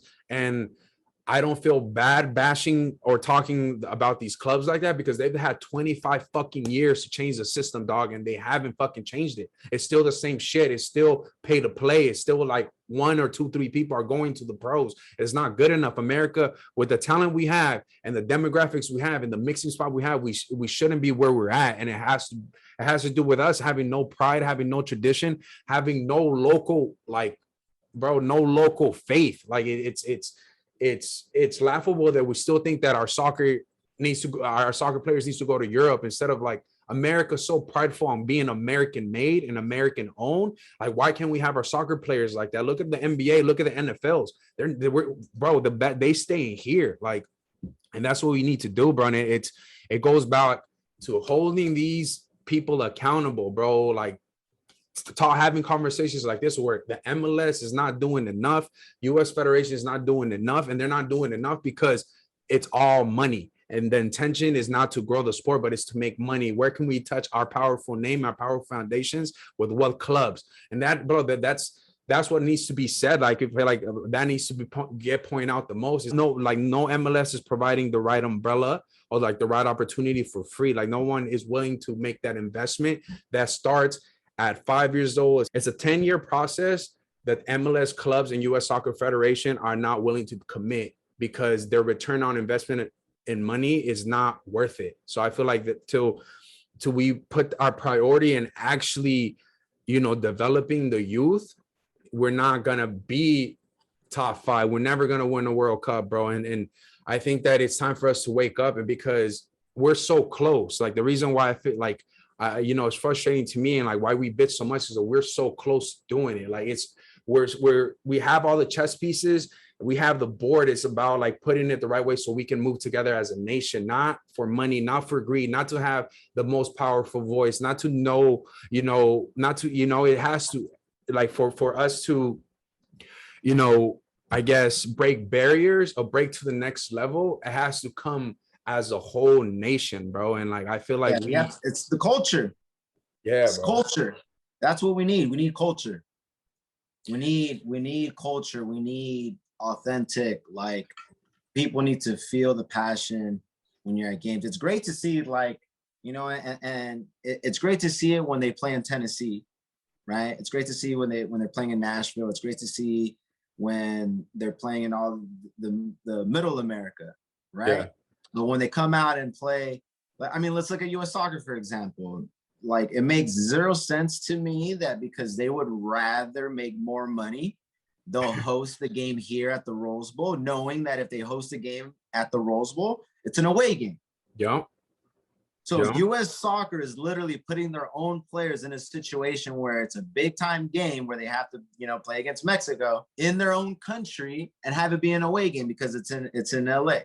Little things like that, for me, it shows you. It's like, what is US Soccer really about? The ticket prices for the next qualifier run, bro, they're $300, $400 tickets, right? So, like, the environment where we have the stadiums, we have the capacity to, we're gonna sell it out, but it's not about selling the most seats, bro. It's about, like, okay, how are we gonna support our team the best? And by putting these games in like Jersey or where there's a lot of Hispanics, like, we can compete a lot of Central Americans, South Americans, like, yeah, that's why I feel like it's so hard for us to qualify for the World Cup, because it's already the conditions in these countries that we're playing in are bad, but also the conditions that we're playing here in America are also bad, because it is, like you said, it's an away game. There's not enough red, white, and blue where in America and in the stands for a world qualifying game, because we want to sell more seats, bro. We want to sell more seats, so we want to make sure that we know that Latin community is going to show up for sure. It's not,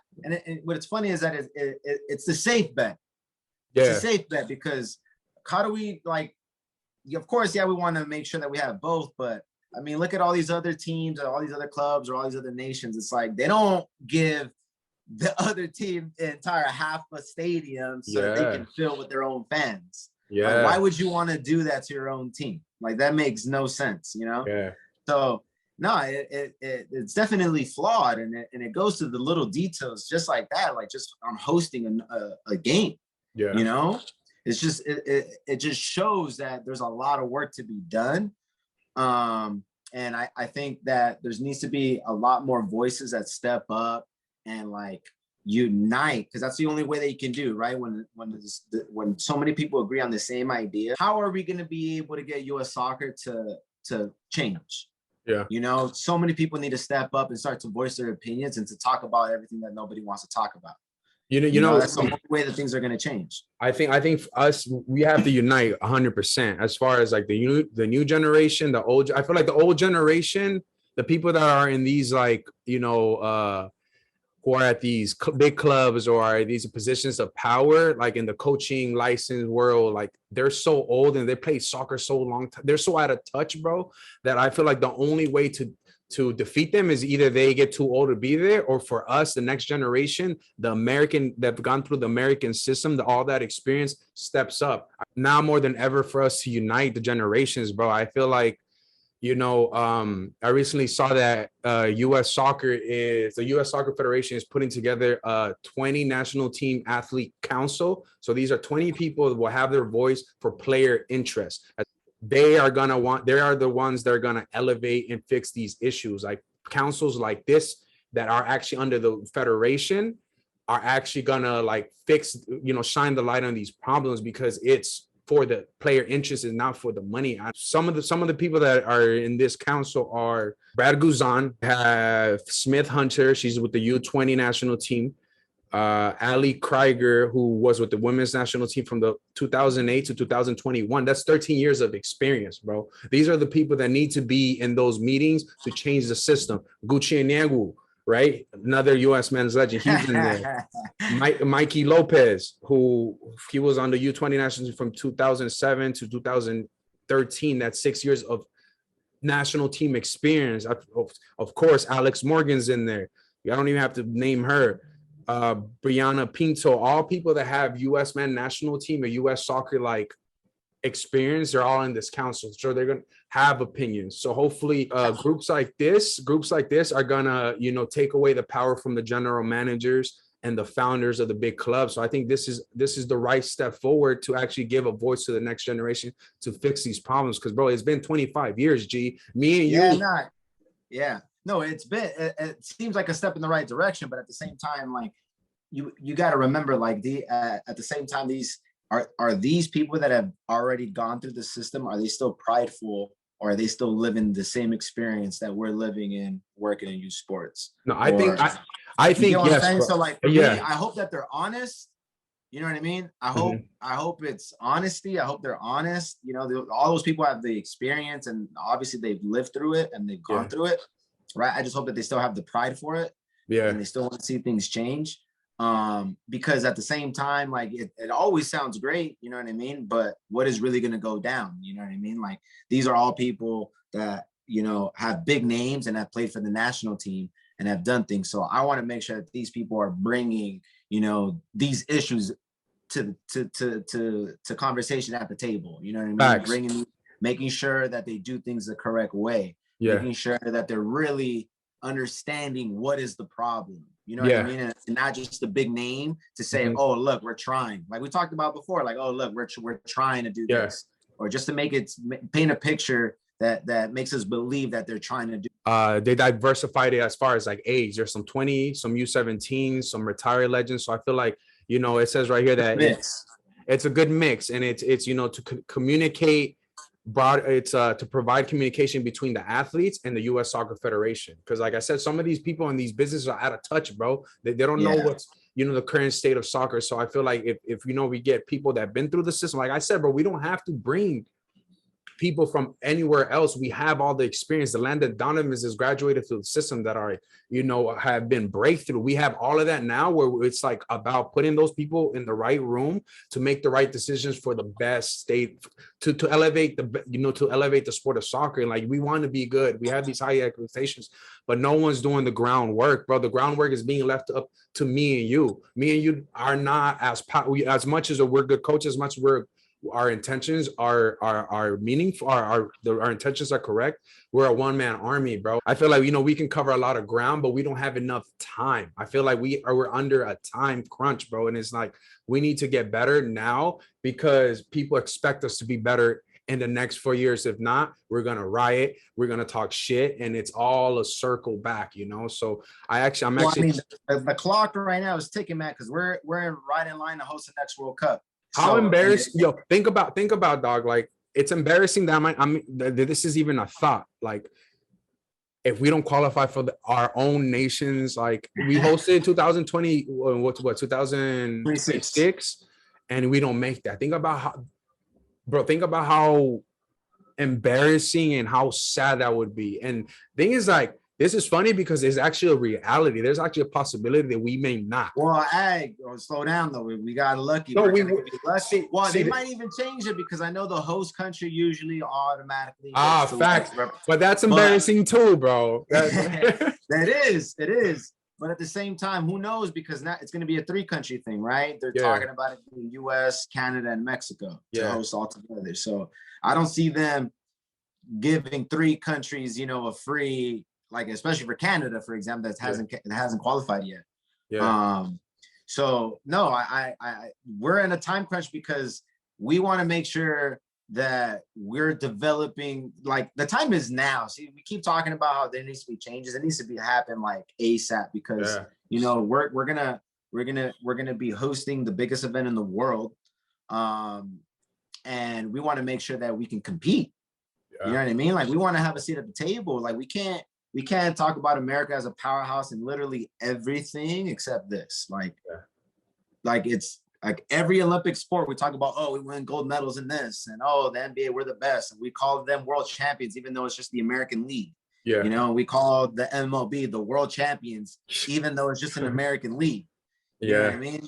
Same thing but that doesn't happen with MLS, you know, because obviously we're humble. We understand that we're not the best thing, but we have access to be the best. You know what I mean? Like, why are we not as attractive to play at? I mean, we should be.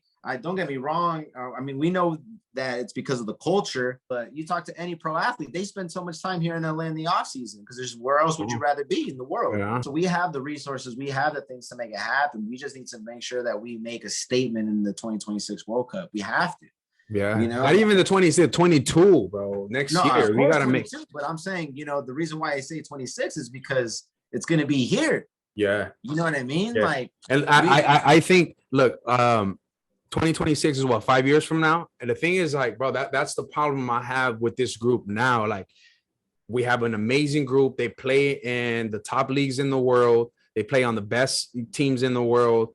But are we gonna have those same kids? Are we gonna have another group like this one in 5 years? And we don't know yet, bro. That's the thing that worries me, and that's frustrating. Is like, listen, it's not even, and that's the thing though, but because it's not really 5 years, because that needs to be happening within 2 years. It needs to be happening within 2-3 years, because that's when you really find out what the group is that you're going to want to bring into the next cycle, right? That's why I'm saying that cycle is now.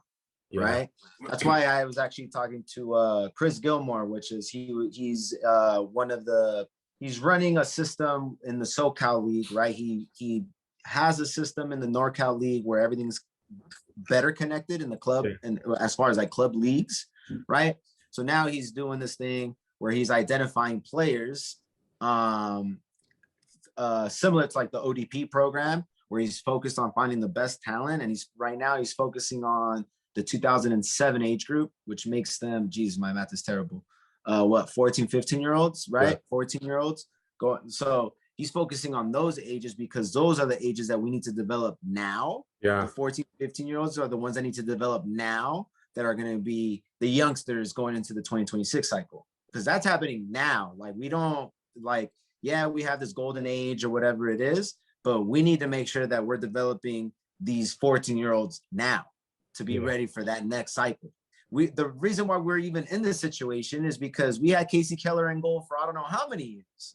We had the same core of guys for, I don't know, we had Bocanegra in the national team for I don't know how many years. We had the same core group forever, you know, and it's not like that core group, you know, was like a powerhouse or something like that. Yeah, they got some big results here and there, but I don't think it was a group that should have been our It wasn't core. it wasn't the best roster that American soccer could provide, you know? Yeah, it was not, right? And we kept that same core for too long to the point where we lost ourselves, where we no longer had an identity, which is where we find ourselves, you know, not qualifying for this last World Cup, you know? So that's the thing. Like it needs to happen like now. Like we got to stop like saying, you know, it needs to change. It needs to change. Like the MLS needs to do this. Like they need to make things. They need to start making moves already. Yeah. You know, otherwise you're just going to continue to get left behind. And it's not.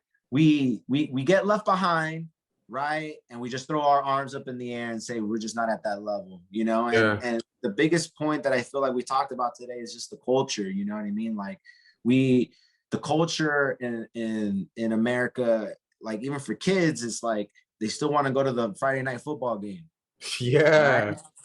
You know what I'm saying? Like even the kids, listen, I got kids right now that want to go to that Friday night football game, even though they don't go to like a real competitive football school. Like it's not even a real football team. You know what I mean? Like they're watching a bunch, like both schools or whatever divisions they're in, because California's not the biggest, you know, football, you know, state or area. Yeah.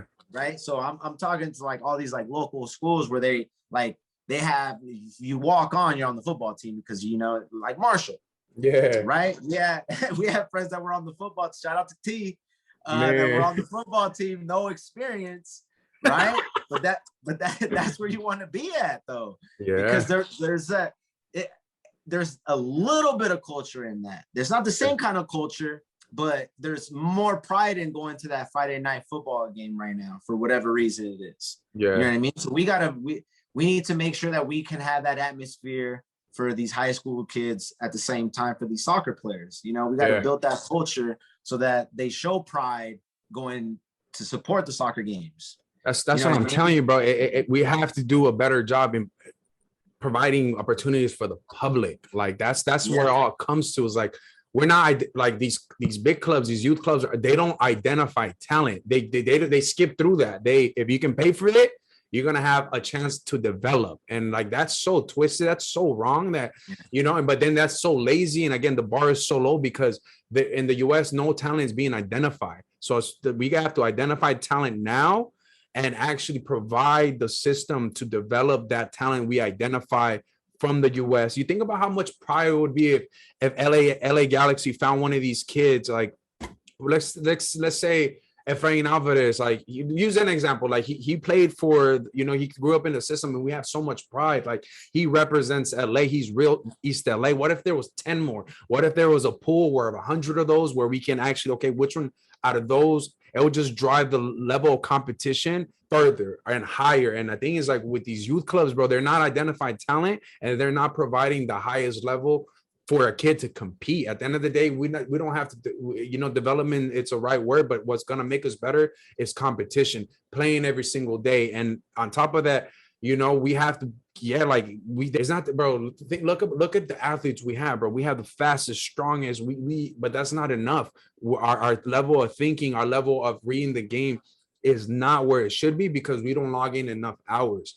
We don't log in the hours that the Mexican, if you look at Gio Dos Santos and his brother Dos Santos, bro, they've been playing at Barcelona in Europe since they were 16 because they grew up in that mentality of like playing and actually developing fast, where it's just like the longevity of as much as like, yeah, Americans, we have superstars, but the longevity of these superstars staying superstars are not the longevity Mexican players or South American players are having in these leagues because we're not preparing them enough, bro. And it goes back, I don't know, I want to interview club directors. I want someone to prove me wrong, but why aren't we doing this? Why isn't the priority of these club directors to identify the broader talent, you know, instead of running a business? And I feel like we're nowhere near that. And that's why I think high school and putting it into the public system, because the interest is going to be there. And if the not just the interest is to where we're going to locate these players and the interest, but it's like, it's so much more powerful if a MLS found MLS organizations behind these public schools, or like just for the people, bro. Like it's building again that local pride of actually having the dream to play D1. And yeah, man, I think that we're really under pressure. We're in a state where it's good right now, but like, are we going to be good in a few years? And we don't know yet. And I really think that's concerning. I really think that is concerning. And it's also concerning that we're not doing anything. When we haven't done anything the last 25 years that's worked. And it's like, the reason why it hasn't worked is because money is the number one priority, dog. Like the developmental academy doesn't exist anymore. ODP doesn't exist anymore. Like, what the fuck is going on? Like, what's the right way for my kid? We're going to have kids soon, bro. And like, I'm not gonna play club. I'm not gonna like. I'm gonna, but like, and I'm gonna train my kid.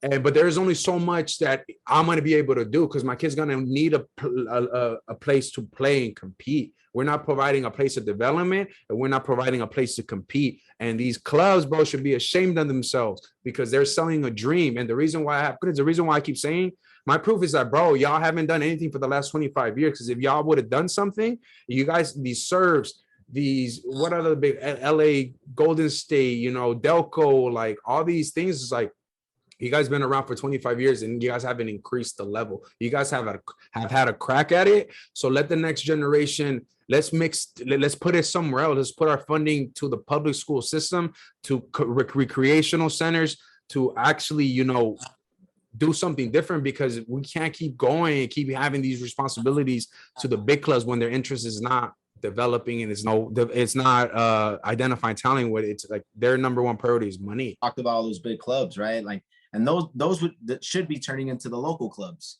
Yeah. Right. Mm-hmm. That should be the local club that you support. Right. Yeah. But the problem with that is that now these aren't even just local clubs, because now it becomes, for surf, for example, right? Surf they put on one of the highest level soccer tournaments every summer in youth sports. When we grew up playing, what was that? Around from 2003 to 2007, that was the place to be at. Like, It was like, I remember looking at the best of the best banner up top, right? Which they still have. And that was where you go. But now a company like that became so big that now it's, there's San Francisco Surf, there's LA Surf. Well, there's Colorado Surf, there's Central Valley Surf, Bakersfield Surf. I remember when I was with the Red Bulls, I was like, what year was that? Maybe like 2013, 2014. I was there and I looked at my schedule and it was like, oh, you're playing against Surf. And I was like, Surf? And I'm in Long Island right now. What is Surf doing in Long Island? That's when it first hit me. Like, oh, damn, like they're really just branching off. And cool, whatever. You got a team. You need help with the facility and the registration costs and the insurance part of the things. You're Surf now. Here you go. Let me lend a helping hand, even though I'm going to make a little bit of a percentage off of every registration that you get from your club, right?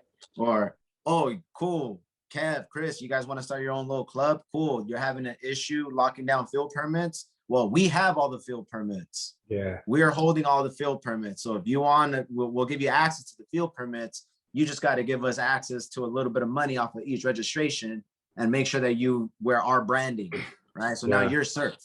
So now Surf is everywhere. Legends is everywhere. The Delcos are everywhere. Some of the East Coast clubs doing the same thing, but it's really bad. It sucks that I'm naming so many of these California clubs, because that's where it's really happened bad. The market is huge here, and these teams are just gobbling up all these small town local clubs, or just Sunday league teams that want to play at the next level and have a very good team and want to take that next step, and play the club route. And they're just saying, like TFA is another one. TFA, great program. Don't get me wrong. They have some great teams. It's cool, but is it connected?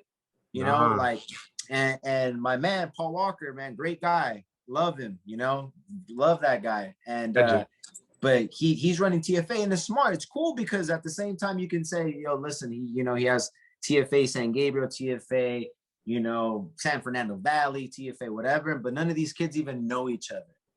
Right? Yeah.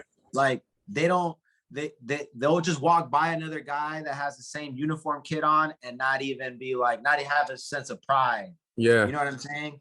you know, and that's when it goes where it's like these small clubs will have things like that. You know, like when we grew up playing club soccer for FC Barcelona and Sharif in Pasadena, right?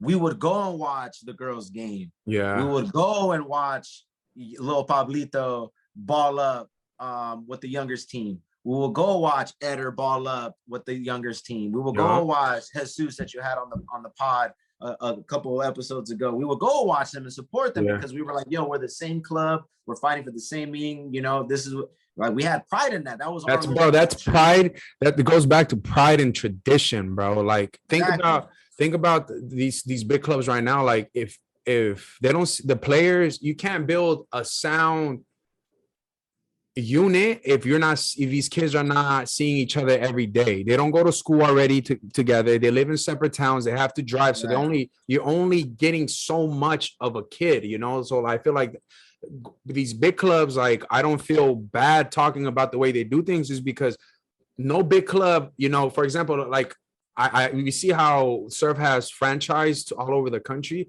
Why hasn't no one at Surf been like, hey, maybe we should attack the public school systems. Maybe we should open up a surf recreational center where we can identify talent and then bring them on. Like no moves are being made like that.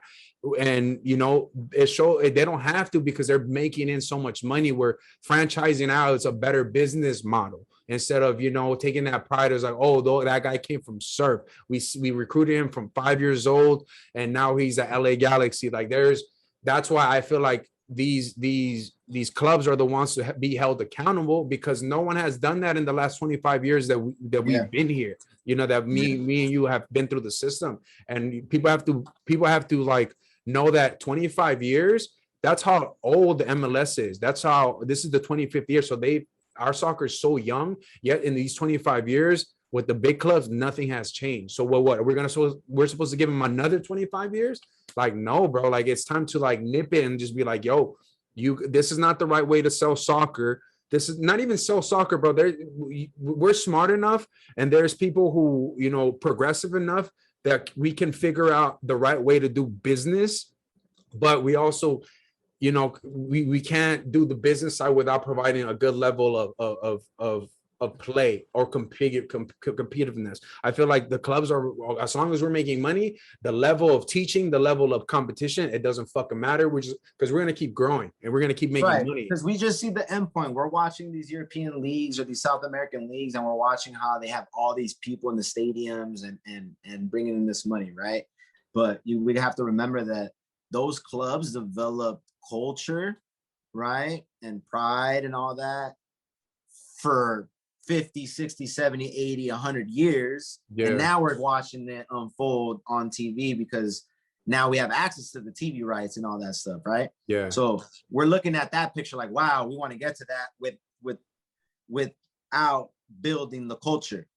Culture is what sells for all these other clubs that everywhere else. Yeah. It's the culture that sells. You know, we look at Mexico fans, like the Chivas fans. It's all about the culture. The America fans, that's why the Chivas fans give stick to the America fans, because the Chivas fans say that they have more of a culture, and America is like a seller because they bring in players from everywhere. Yeah. Right. But look at the identity of Chivas, right? The identity is like, we're a Mexican club. We're gonna develop Mexican players. Yeah. You know what I mean? And they've had pride in doing that and developing a culture, and that's what sells. The culture is what gets the guys to watch the games. The culture is what sells and gets them to buy the jersey. Right? It's not just having the big star. Of course, that helps. This is another example, actually, right?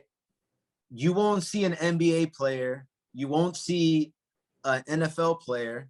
You won't see an MLB player kiss the Dodger logo or kiss the LA Rams logo.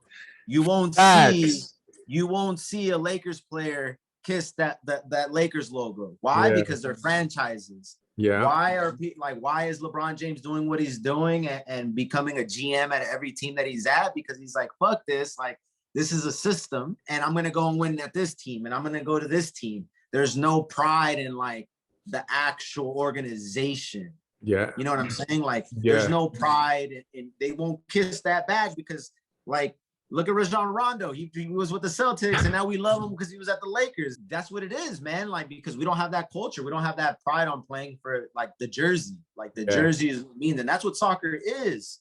You know what I mean? It is that it's like, oh, I just scored against my old club. I'm not going to celebrate. Like, it's not a written law. It's not nothing, but I'm not going to celebrate. I'm going to chill, bro. Because out of respect, because I love that club, and I love the people and the pride with those people because of the culture of that club. Not because, they used to cut the check. No, it's because they grow a relationship with the actual fan base. You know what I mean? Like, the emotions are there. You know, and it comes down to the culture, and that's what we need to get on. Like, that's where the real red light is at. Like, how do we really develop a culture out here for these local cities? Like, how is that really going to happen? And, you know, you talking about the school thing, that's really, it makes sense, because it's like, you got to be in every local town, every local city, every local place. And what better way to do that than through, you know, the education process, the schools. Like, and that's how you reach the public. So that's a great idea, man. And I know there's different programs that are kind of like doing things like that, which is great. But at the same time, man, like, there's companies like Soccer Shots and little Tots and all these little things that see it as, bro, you know what Soccer Shots is? A fucking franchise. Like, that's what I'm saying. It needs to change, man. It needs to change. And it's real difficult to get that here in America, man, because it's like right here, it's all about the money. You know what I mean? They're not gonna want to, like, pride doesn't sell. You know what I mean? Yeah, like, pride doesn't sell. You know what I'm saying? So that's what really needs to get fixed, man. That all these things that we've been talking about, man, they're all the cracks. And then when you put it all together, it does sound, you know, like there's so many things that are wrong. There is things we are doing right. We do still have talent out here, you know, but it's more so we have so many resources that we're just not using, you know what I mean? And these people that have been in these roles, right, or these positions where they can change things, have chosen not to.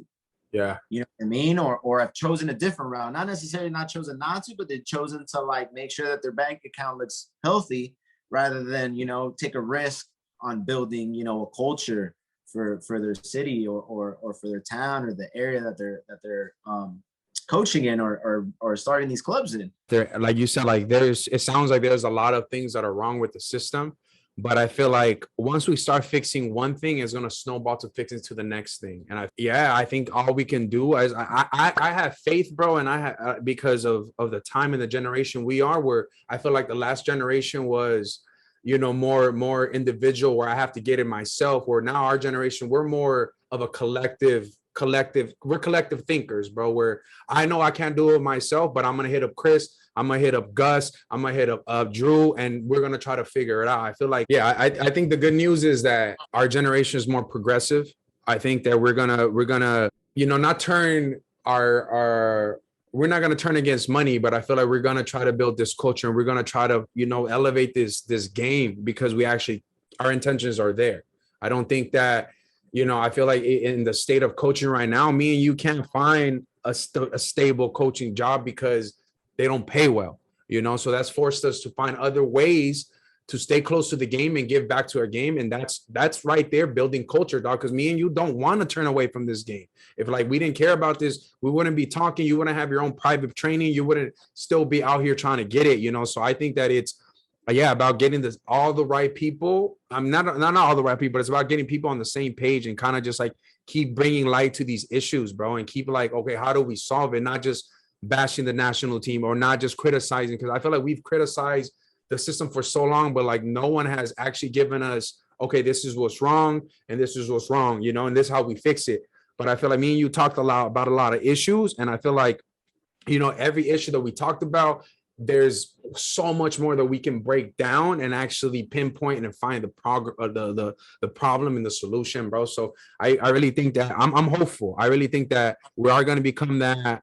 We're not just going to get a seat at the table, bro, but we're going to eat. I really think that we're this close to, like, being able to dictate the whole dinner table, even say grace and just eat, bro. And then America, people know that U.S. soccer is coming, dog. Because if you look at all the investments, these rappers, these European stars, they're all investing in American teams, bro. So it's only a matter of time where we figure out the business side, and there's only a matter of time whether you fix the youth and development and all of that. And then, bro, this is where we're going to need, we're not going to be the laughing nation of the world. I feel like people got to take us serious, not just take us serious, but I feel like people have to believe, and people have to have just look at us as a soccer nation, man. And that's what it is. Cause they don't look at us like a soccer nation. Yeah. They don't. And like, we're not Yankees anymore. Yeah. You know what I mean? Like, we should be known as a soccer nation. Like, I feel like everyone knows that soccer isn't the number one sport here. Yeah. You know, we have you know, like you said, they have to take us serious now, because we have a player at Barcelona, we have a player at Chelsea, bro, and like these Ricardo Pepes, these Efrain Alvarez, they're gonna keep coming, and it's only a matter of time where they're gonna come in groups. So I think that, you know, people have to give us more credit. We have to give ourselves more credit also, but we also have to like be more positive, bro. And as cheesy and as it sounds, bro, like sticking together is important. Like, I'm tired of the American way of how we treat players and how the media is used to just like create this toxic blanket of like, damn, we're sorry. Damn, everything's negative. Damn, McKinney this, Pulisic is not good enough. Can he do it under this? It's always about selling the most dramatic headline in America instead of actually giving constructive criticism. And at the end of the day, what pisses me off, dog, is that this criticism is coming from people who are not eligible to talk. Like, where'd you play? Like, where you know, what experience do you have to criticize the goalie or to criticize the center back? Like, it's so hypocritical, dog. And we have to, I feel like us, you know, as a nation together, we have to step away from that and actually support, because that's going to build culture, bro. If you look at the Raiders, dog, if you look at the Cowboys, dog, like they have diehard fans, and they will never betray the Cowboys because, bro, they love the Cowboys. Like, and that's what the love we have to create for these club teams, bro, where it's LA Galaxy or die, you know. It needs to be people like you were talking about, how it's the next generation of people and what are we really doing, and like, you know, and right now, you know, all I coach nonstop. I work at Oakwood School, great private school, not the best athletic school, but great school, great kids, cool.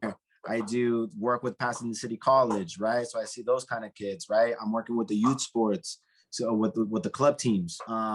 So I'm doing that. I do the personal training. I have Club the Finesse that was a blessing, like for me, just because, you know, I always wanted to work with like high level kids, and it's tough because you're not always gonna have a high level team. Yeah, you know what I mean? So with Finesse, like what I wanted to do with that is I noticed that there was a window for like, you know, 17 to like 22, 23-year-old guys that aren't eligible to play club no more. Yeah. Right. And their college program, like you said, is only, you know, seasonal. So what are they really doing throughout that whole off time?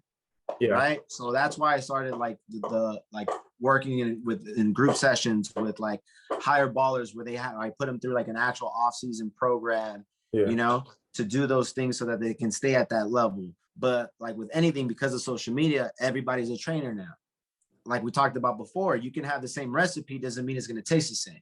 Yeah. You know what I'm saying? So you could take sessions from somebody else, and doesn't mean you're going to get the same thing out of the session, you know, that you had with this player. And you can like, there's also been days where I run the same session with 3 of my players, and my coaching points are different for all 3 players. Yeah. You know what I mean? Even throughout the same session. With me, my biggest thing is like, you know, parents and some of the players always ask me like, yo, why don't you do your own thing? Like, why haven't you started your own program? You keep talking, or you're a great coach, or you do this well, you do that well, you don't do this well, but why don't you want to start your own program? And my thing has always been like, because I don't think I know it all yet. Yeah. Right. I don't think that I still want to continue to grow and continue to learn. Right. Whether it's like relationship with other coaches or mentors that I have right now, you know, I don't feel like I've grown to know everything, and I don't think I will ever get to a point, but now I feel more ready than ever. So now I finally started to make moves with starting, you know, for example, like look out for LA soccer camps coming this summer. You know, this past summer, we ran 6 Nike soccer camps at Sierra Canyon that were crazy successful. You know, and me and a couple of the other coaches that you're familiar with too, that have worked with these other professional organizations have taken a look and been like, yo, this is broken. Like, why are you guys not doing this structure here? So that's where I'm finally feel like I'm ready to take that step and be like, you know what, it needs to be done the right way. And now we're going to provide a program where they can be done the right way. We're going to make sure that we show the best interest of the kids. You know what I mean? Of course, you know, I want to make sure that at the end of the day, it's my business and I want to, you know, be successful with that business. But I'm going to make sure that my intentions and the intentions and the identity of the entire program is ran correctly so that I can make a change instead of just, you know, talking about it. You know, now I'm finally at the point in my coaching career where I want to start implementing those changes. And it's not, oh, you know, I'm going to start my own club and I'm going to do it different than everybody else. It's not one of those. It's more so making sure that my purpose, our intentions that we talked about today, that's what I want to showcase through my own programs. You know, that's something that we want to bring to LA soccer camps so that we make sure that these kids aren't just going, you know, for a daycare session. You know, you're not just dropping your kids off. They're actually going to come back with some kind of value. You know what I mean? We want to make sure that we provide value for these kids. Same thing with Finesse. Like, you have guys that, you know, on the ground, they look dope. They get running through an obstacle course. They're jumping through sticks. They're dodging and weaving. You're throwing balls at them and they're dodging and weaving them and they're juggling and catching the ball at the same time and doing all this crazy stuff. That's like, cool, that's your coaching style. That's cool too. You know what I mean? Like, if you think that's gonna help with best, that's cool. But with me, I'm gonna make sure it's like in-game situations where I'm gonna push you to those levels where it's as real as it's possibly gonna be, so that when you hit the game, it's almost like it's second nature already. You know what I mean? It's like when we listen to Kobe talk about, you know, the Mamba mentality, and he's like, I've done this shot 1,000 times already. It's the same shot. It's the same move. It's the same movement. That's what we got to implement. It's things like that, you know? So I'm looking forward to trying to implement as many changes and to make sure that I can influence as many players, as many families, as many parents, as many, you know, as many other coaches that have the same values or have the same intentions, you know? And I want to start to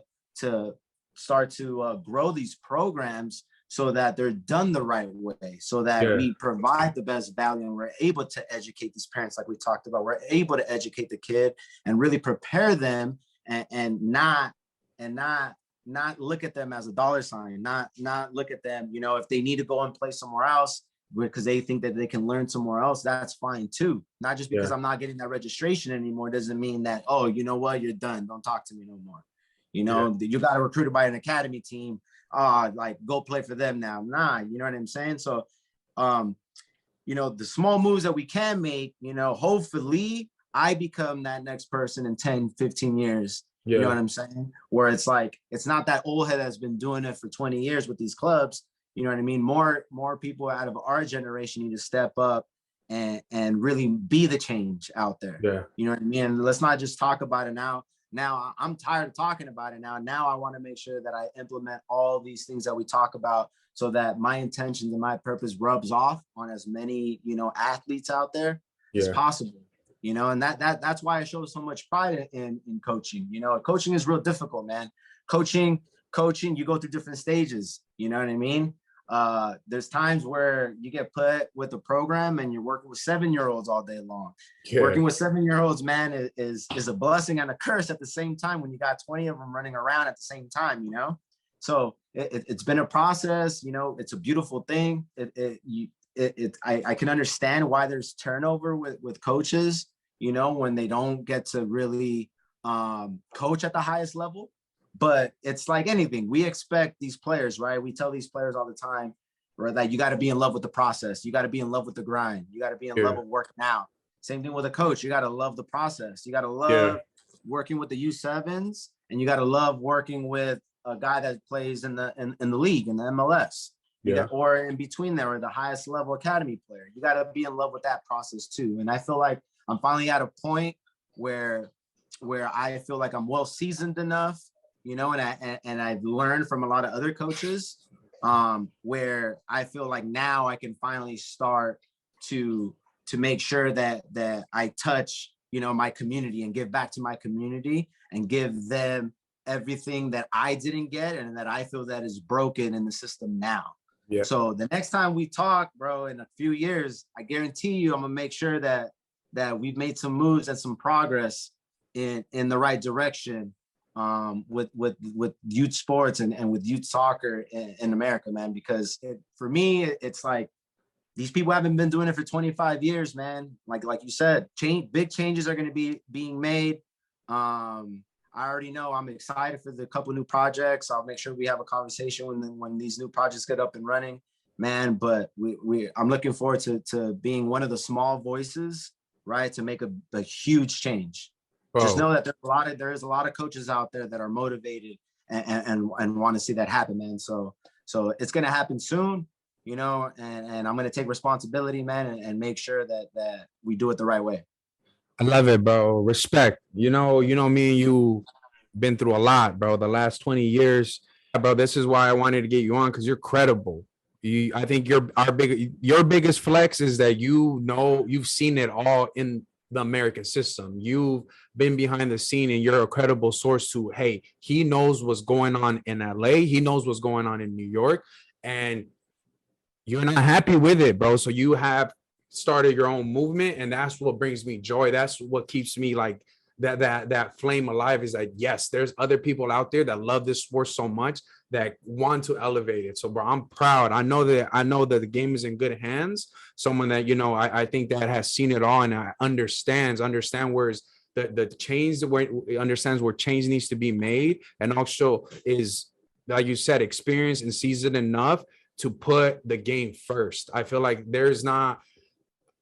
for the last generation, we haven't been putting the sport first. We've been putting money first, and it's admirable that, you know, everything that you want to do, and it's just like for the next generation, bro, to elevate the sport. So, you know, a lot of information that, you know, a lot of points that you touched on today were really, you know, people need to hear them, and people need to hear them from people that actually lived it. So I feel like my what's going to build credibility for this platform is bringing on people like you, picking the brain of someone that has seen it all, has actually been in the trenches, has actually run those sessions for U7 and fucking Syosset muddy as fuck for no reason, you know, like you said. That's another thing that we have to give, that you said that that's amazing, that you should be able to run a U7 session and you should be able to run a U17 or a college session. Like, I feel like people nowadays are too prideful. I've coached at the Liverpool Academy. I can't coach a 7-year-old, blah, blah, blah. It's like,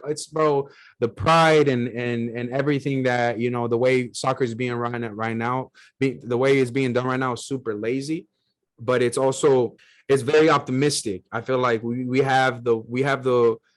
always had the resources and we've always had the tools, but now we have the actual experience, like people like you, myself, Drew, Mikey McNeil, that are going to do it the right way, bro, because this is a sport. This is a system that has given me and you a lot, bro. This is the way we make a living. So at the end of the day, we're not here to make a fast buck. You know, we're here to make, you know, a living out of this. And I feel like to not just make a living out of this, but to leave our thumbprint and to actually have a meaningful impact to the game of soccer in America.